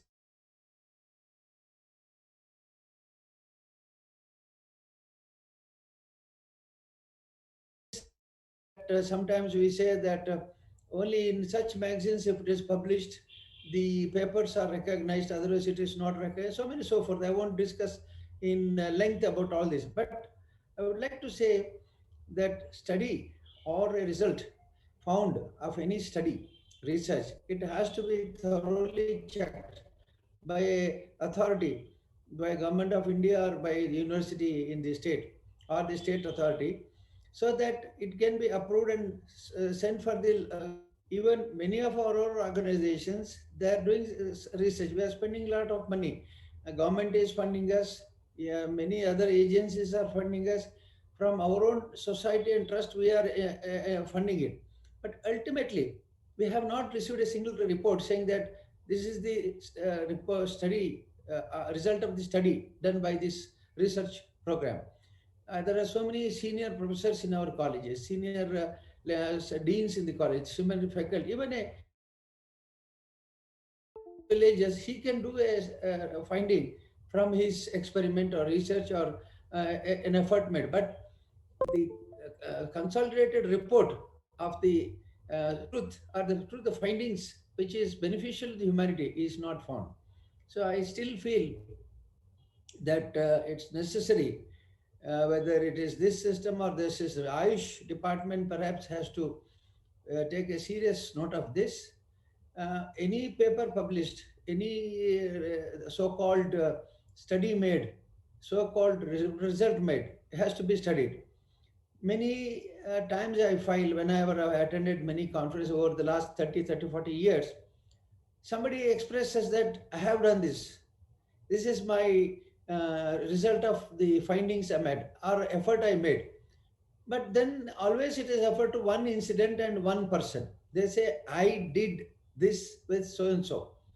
He was cured, or there was a good result out of it. But why have you tried at least on 5 to 10 people of different circumstances, different background, different food habits, and different so many things?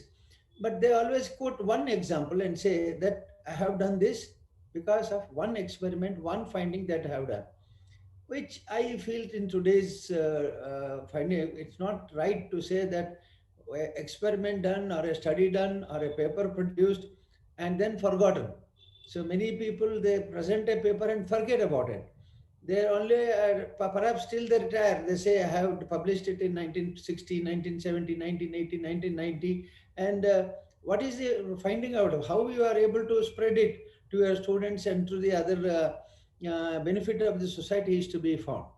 So I may be a little harsh on talking, but I find that the amount of energy that we put in, amount of effort we put in, amount of investment that we have done has to find a result in practical results, practical result, and it should be propagated to the beneficiary of the benefit of the society. So this is a very good effort of inviting the All India attention.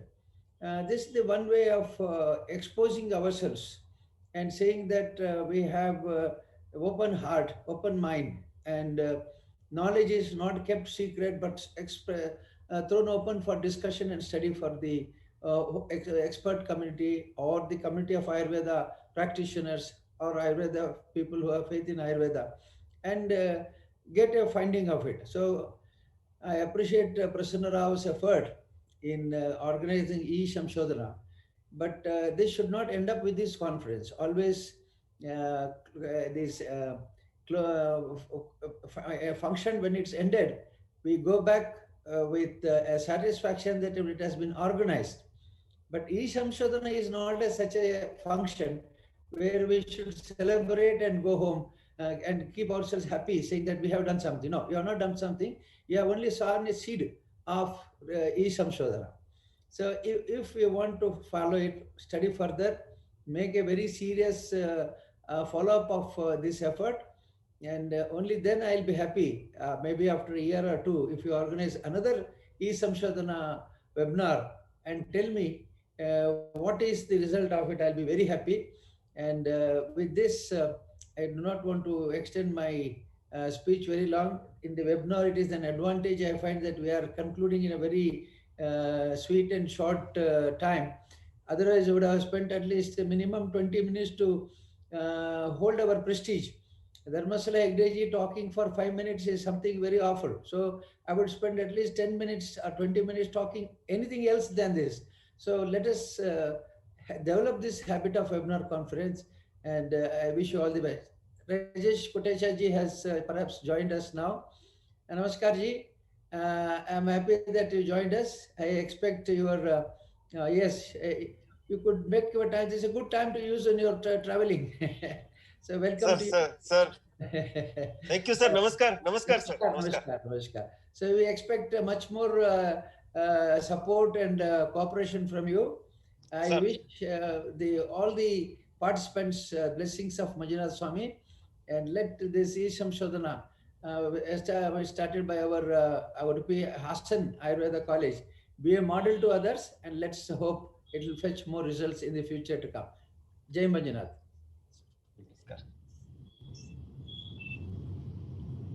Hello, Dr. Kotecha ji, Dr. Sachidanand here. Thank you. Yes. Namaskar. Namaskar, sir. Thank you, sir.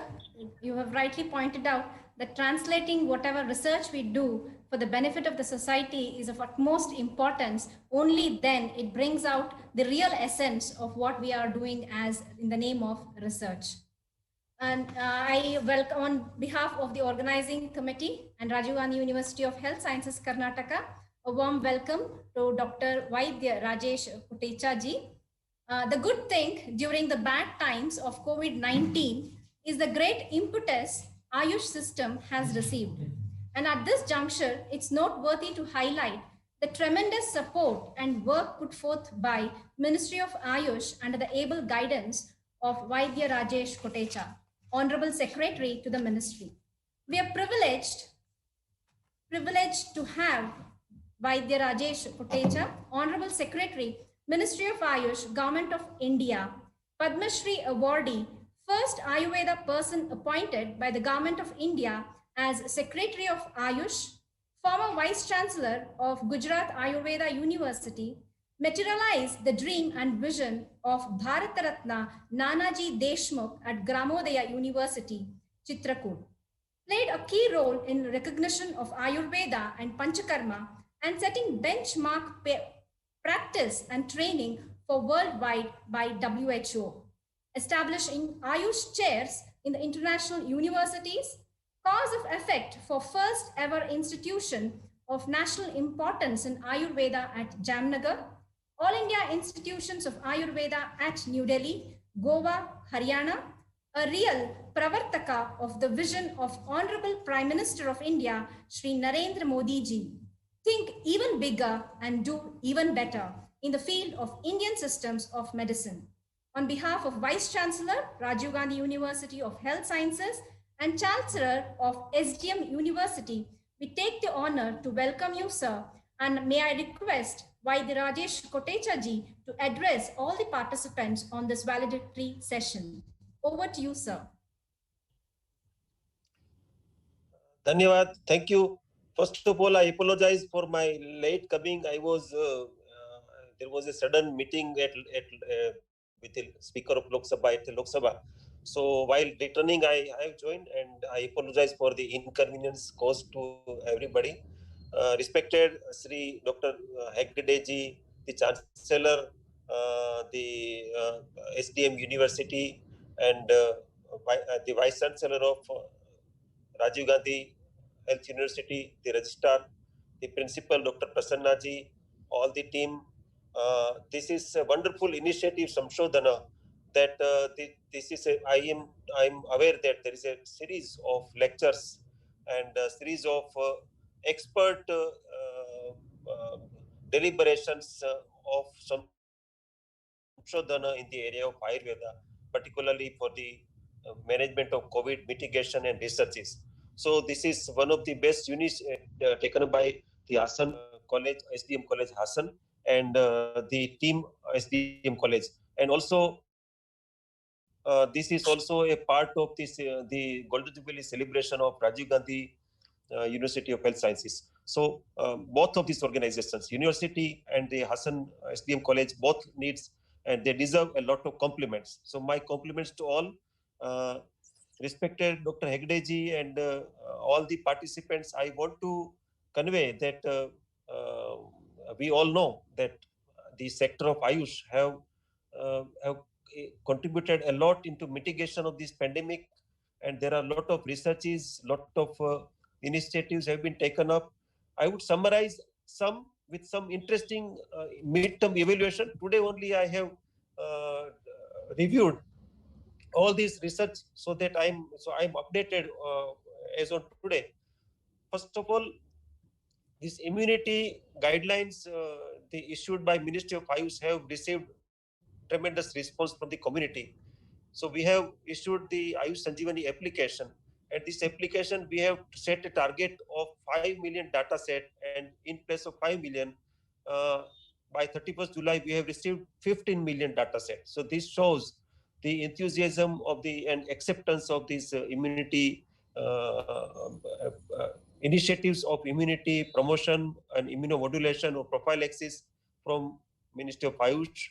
And the initial analysis says that out of these 15 million data sets, 83% people have received good improvement into their health condition in addition to getting better immunity, and some 21,000 people got COVID positive among the respondents. And it was interesting that the people who have opted for the Ayush intervention of any type, largely they stayed asymptomatic or mildly symptomatic, and they all recovered very fast. So this is a and the data set is so much that there is no reason that scientific evidence is so much strong. The another thing I want to mention some few very impressive incidents, impressive statistics. In Delhi, we have All India Institute have an agreement with Delhi Police. Delhi Police have 80,000 people. They are all high-risk population working in the field. And all these policemen, they received an immunity kit. We call it Ayuraksha kit. And this kit have Chavanprash, Sanshamani Vati, that is Guduchi Ganvati, Anutailam, and Ayush Kada. Ayush Kada, we know that it is like made and Tulsi and Sunthi. So all of these people have received this, and they were supposed to be receiving this for 2 months. So at a baseline on 20th May, the incidence, and at the 28th July, after 2 months, the incidence came 4 times less as compared to the Delhi population, general population, where incidence went 2.5 times higher. And in Delhi police, incidence rate went 4 times less. And the mortality rate, it came down to only 0.47%. So you can see how much big, because when you compare with the general population of Delhi, mortality rate is by this baseline, it was 2.9%. Now it came down, but as compared to 2.9% mortality rate, when we look at only 0.47% mortality rate, it is very highly impressive. Look at the sample size; it is 80,000. It is further very big data and very big evidence that was possible to generate. So, as an outcome, I'm flagging a very good possibility. There are so many such examples. I don't want to, as mentioned by Honorable Heggade ji, that we should not speak a lot. We should be crisp and we should be very precise what we want to convey. So there are a lot of such evidences. There are as long as 58 studies have been taken up, and out of 58 studies, 91 sites were involved into these multi-center studies of either prophylaxis or add-on or standalone therapies. And as an outcome, we have submitted an interdisciplinary committee report to Government of India, and it is to the National Task Force on COVID Management, that like other allopathic medicine, the intervention of Ayurveda and Yoga should be coming as a part of national protocol of COVID management. And I am happy to share that on 1st of September, we have a detailed discussion scheduled. And I am hopeful that because we are talking in terms of scientific evidences and all the work, whatever we have, based on that, this National Task Force, they may definitely agree on our proposal to bring in these interventions of Ayurveda and Yoga into national protocol. So that will be, it has never happened. And I'm sure that that once this happens, it will be a new benchmark for Ayurveda into our country, because it is like a mainstreaming into the public health, and that is one of the best things that is going to happen. So many such things are happening, and I'm sure that that because of the cooperation of all the stakeholders, it is possible. Like, I want to specifically compliment and thank Dr. Prasanna Rao and his team at Hassan, that they are also becoming they have agreed for one of the study. It's a study of ashwagandha as a prophylaxis and as a comparison to hydroxychloroquine as a prophylaxis and immunomodulator. So this study, Hassan College is a part because they have a COVID center, and it is a study on health professionals. So Hassan College have happily agreed to be one of the center of this study, and this study will start probably in the first week of September. So there are so many such things are happening, and Government of India have issued the COVID management guideline for the practitioners. So Ayurveda practitioners can definitely and officially treat COVID patients with the consent of the patients.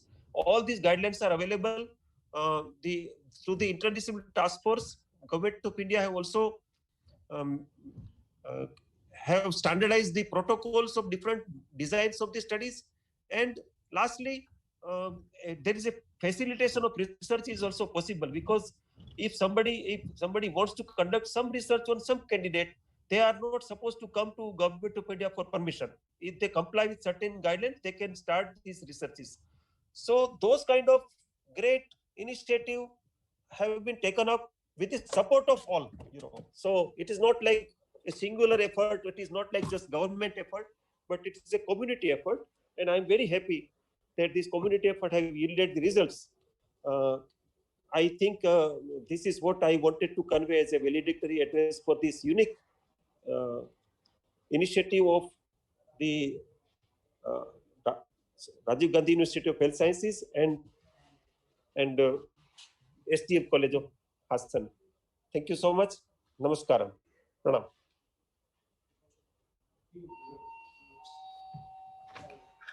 Thank you very much, sir.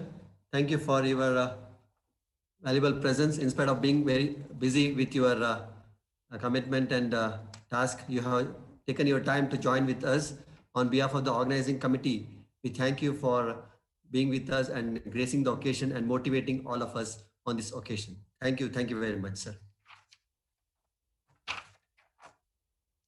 I am honored and privileged to propose a vote of thanks, the valedictory program of E-SAMSHODHANA 2020 on opportunities and challenges in medical research, organized by Rajiv Gandhi University of Health Sciences and hosted by SDM College of Ayurveda and Hospital Hassan as part of Silver Jubilee celebration of the university from 19th to 28th of August 2020, and also JEEVAKA SAMBHASHA 2020 national level webinar series on approach to common pediatric ailments hosted by Department of Kaumarabritya.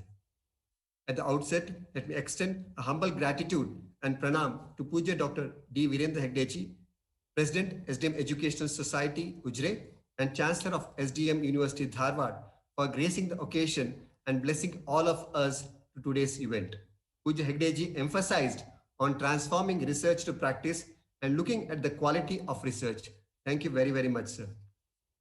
We are happy and fortunate to have presence of Honorable Secretary, Ministry of Ayush, Government of India, Vaidya Rajesh Kotecha ji, for delivering the valedictory address and motivating all of us and sharing your tireless efforts in enriching the quality research in Ayurveda and Yoga. On behalf of the organizing committee, we extend our gratitude and we thank you, sir. Thank you very, very much. We express our humble, wholehearted gratitude to Honorable Vice Chancellor of Rajiv Gandhi University of Health Sciences, Bengaluru, Dr. S. Sachidananda, for giving us an opportunity to join hands with Rajiv Gandhi University of Health Sciences to host this unique event, always supporting us in all the endeavors of the institution and all the colleges affiliated to the university. On behalf of the organizing committee, we wholeheartedly thank you, sir. Thank you very, very much. We also thank Registrar of Rajiv Gandhi University, Sri Shivanand Kapasi, sir, for always supporting us in conduction of this event. Thank you very much, sir. We also take this opportunity to thank all the officials of Rajiv Gandhi University, especially Dr. Venkatesh, Director of Advanced Research, for guiding us in all our endeavors. Thank you, sir. We thank all the resource person, keynote speakers from various parts of the globe for giving us consent to participate and deliberate as on a key aspect of medical research. We also thank all the resource persons of JEEVAKA SAMBHASHA 2020 for sharing their knowledge, skills, and wisdom in the area of pediatric practices.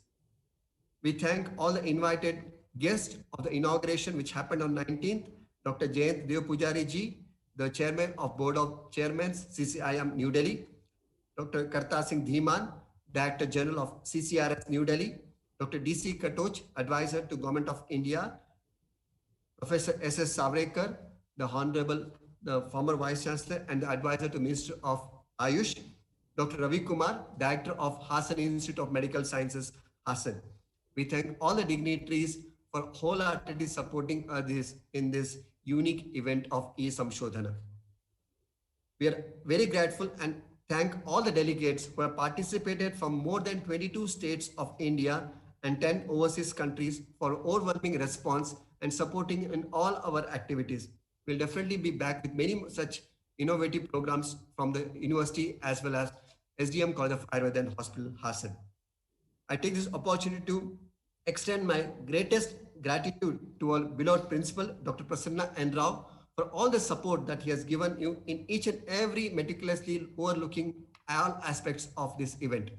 We thank you very, very much for all the support you have given us, sir. Thank you. I would like to thank all the organizing committee members of E-SAMSHODHANA and JEEVAKA SAMBHASHA 2020, all teaching and non-teaching staff, postgraduate and undergraduate students of institution, for the tireless efforts that they have taken in the smooth conduction of this event. So once again, on behalf of the entire organizing committee, we are very thankful to you, sir. Along with this, we are only at the capacity of 500 participants in the Zoom, but there are more than 14,000 viewers who have joined us in Facebook Live of our institution and YouTube Live of our institution. We express our gratitude and thanks to all the viewers who have joined us from various parts of the globe from conduction of this program. So once again, I take this opportunity to thank all the dignitaries, all the participants, and with this, we end today's session, and we will end today's session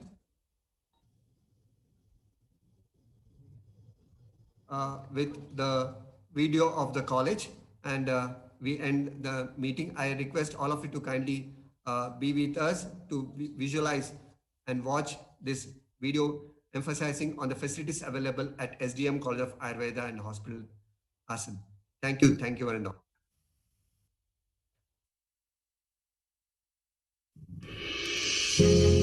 ಸದಾ ಸಮಾಜ ಸೇವೆಯಲ್ಲಿ ತೊಡಗಿಸಿಕೊಂಡ ಧರ್ಮಸ್ಥಳದ ಧರ್ಮಾಧಿಕಾರಿಯಾದ doctor D Veerendra ಹೆಗ್ಗಡೆಯವರ ದೂರದರ್ಶಿತ್ವ ಮತ್ತು ಮುಂದಾಲೋಚನೆಯ ಫಲವಾಗಿ ಜನರ ಸ್ವಾಸ್ಥ್ಯವನ್ನು ಕಾಪಾಡುವ ನಿಟ್ಟಿನಿಂದ 1992ರಲ್ಲಿ ಹಾಸನದ ತಣ್ಣೀರು ಹಳ್ಳದಲ್ಲಿ ಶ್ರೀ ಧರ್ಮಸ್ಥಳ ಮಂಜುನಾಥೇಶ್ವರ ಆಯುರ್ವೇದ ಆಸ್ಪತ್ರೆಯನ್ನು ಪ್ರಾರಂಭಿಸಲಾಯಿತು. ನಾವು ಶ್ರೀ ಕ್ಷೇತ್ರ ಧರ್ಮಸ್ಥಳದ ವತಿಯಿಂದ ಶ್ರೀ ಮಂಜುನಾಥೇಶ್ವರ ಆಯುರ್ವೇದ ಕಾಲೇಜು ಮತ್ತು ಆಸ್ಪತ್ರೆಗಳನ್ನು ಸ್ಥಾಪಿಸಿದ್ದೇವೆ. ಈಗಾಗಲೇ 3 ಸಂಸ್ಥೆಗಳಿವೆ. ಅಂದರೆ ವಿಶ್ವಾದ್ಯಂತ ಇದಕ್ಕೆ ಒಳ್ಳೆಯ ಬೆಂಬಲ ದೊರಕಿದೆ ಮತ್ತು ರೋಗಿಗಳು ಗುಣಮುಖರಾಗಿದ್ದಾರೆ. ವಿಶೇಷವಾಗಿ ನಮ್ಮ ವಿದ್ಯಾರ್ಥಿಗಳು ವಿಶ್ವದ ಎಲ್ಲ ಭಾಗದಲ್ಲಿ ಹೋಗಿ ತಮ್ಮ ಆಯುರ್ವೇದ ಪದ್ಧತಿಯನ್ನು ಅವರು ಚಿಕಿತ್ಸೆ ಕೊಡ್ತಾ ಇದ್ದಾರೆ. 40 ಎಕರೆ ವಿಶಾಲವಾದ ಪ್ರದೇಶದಲ್ಲಿರುವ ಹಚ್ಚ ಹಸಿರಾದ ಆಸ್ಪತ್ರೆಯ ವಾತಾವರಣವು ಆರೋಗ್ಯದಾಯಕ ಪರಿಸರವನ್ನು ಹೊಂದಿದೆ. 100ಕ್ಕೂ ಹೆಚ್ಚು ನುರಿತ ವೈದ್ಯರು, 250ಕ್ಕೂ ಹೆಚ್ಚು ಅರೆ ವೈದ್ಯಕೀಯ ಸಿಬ್ಬಂದಿಗಳು, 200ಕ್ಕೂ ಹೆಚ್ಚು ಸ್ನಾತಕೋತ್ತರ ವೈದ್ಯರು, 100ಕ್ಕೂ ಹೆಚ್ಚು ಕಿರು ವೈದ್ಯರು ಡಾಕ್ಟರ್ ಪ್ರಸನ್ನ ನರಸಿಂಹರಾವ್ ಅವರ ನೇತೃತ್ವದಲ್ಲಿ ನಿತ್ಯ ತಮ್ಮ ಸೇವೆಯನ್ನು ಸಮರ್ಪಿಸುತ್ತಿದ್ದಾರೆ. ಜನಸಾಮಾನ್ಯರ ಅವಿರತ ಸೇವೆಯಲ್ಲಿ ತೊಡಗಿಸಿಕೊಂಡ ಆಸ್ಪತ್ರೆಯು 28 ವರ್ಷಗಳನ್ನು ಪೂರೈಸುತ್ತಾ ಸಾಗಿ ಬಂದಿದೆ. ಕ್ರಮೇಣವಾಗಿ ಆಸ್ಪತ್ರೆಯ ಸೇವೆಯು ಪಸರಿಸಿ ಹೊರ ರಾಜ್ಯ ಮತ್ತು ವಿದೇಶದಿಂದ ಹೆಚ್ಚಿನ ಜನ ಆರೋಗ್ಯವನ್ನರಸಿ ಬರತೊಡಗಿದ್ದು ಆರೋಗ್ಯಾಕಾಂಕ್ಷಿಗಳ ಬೇಡಿಕೆ ಹೆಚ್ಚಾಗಿದೆ. ಇದನ್ನರಿತ ಸಂಸ್ಥೆಯು ಜನಸಾಮಾನ್ಯರ ಅನುಕೂಲಕ್ಕಾಗಿ 360 ಹಾಸಿಗೆಯ ವ್ಯವಸ್ಥೆಯುಳ್ಳ ಆಸ್ಪತ್ರೆಯನ್ನು ಆಧುನಿಕ ತಂತ್ರಜ್ಞಾನವನ್ನೊಳಗೊಂಡು 500 ಹಾಸಿಗೆಯ ವ್ಯವಸ್ಥೆಯೊಂದಿಗೆ ಸುಸಜ್ಜಿತವಾಗಿ ನವೀಕರಣಗೊಳಿಸಿದೆ.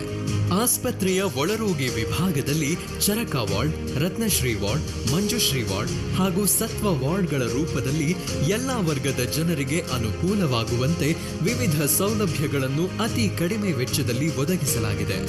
ಧನ್ವಂತರಿ ವಾರ್ಡ್ ಎಂಬ ತೀವ್ರ ನಿಗಾ ಘಟಕವನ್ನು ಸಹ ಹೊಂದಿದೆ.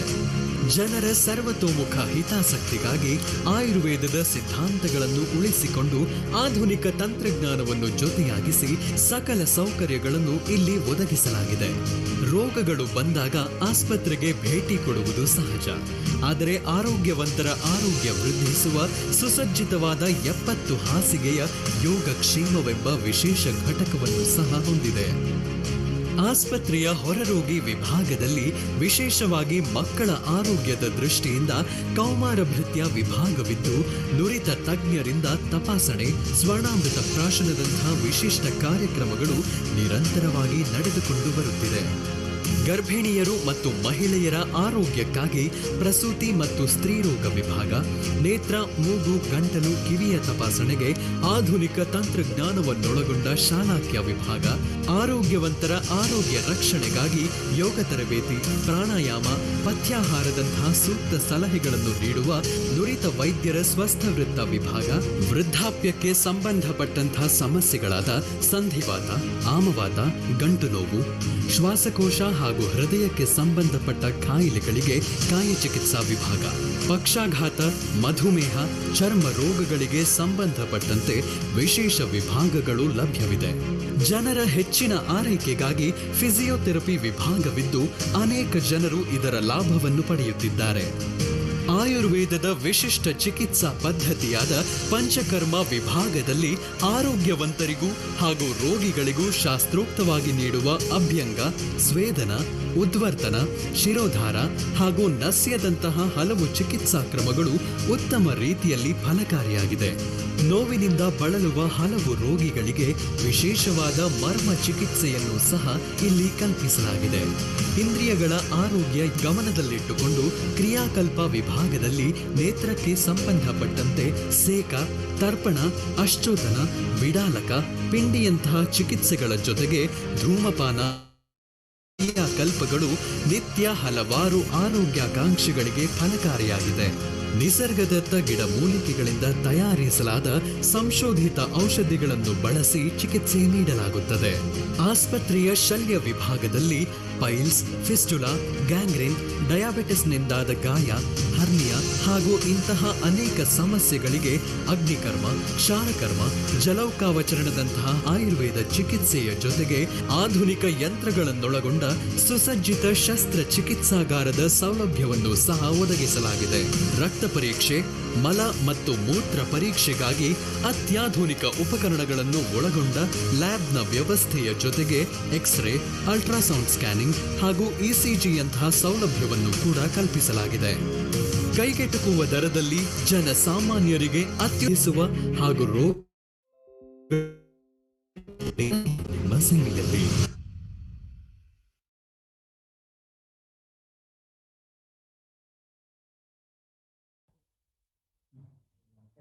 Thank you, everyone.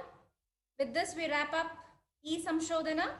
Look forward for mails regarding the e-certificates. We will get back to you through email. Keep checking your emails. Thank you.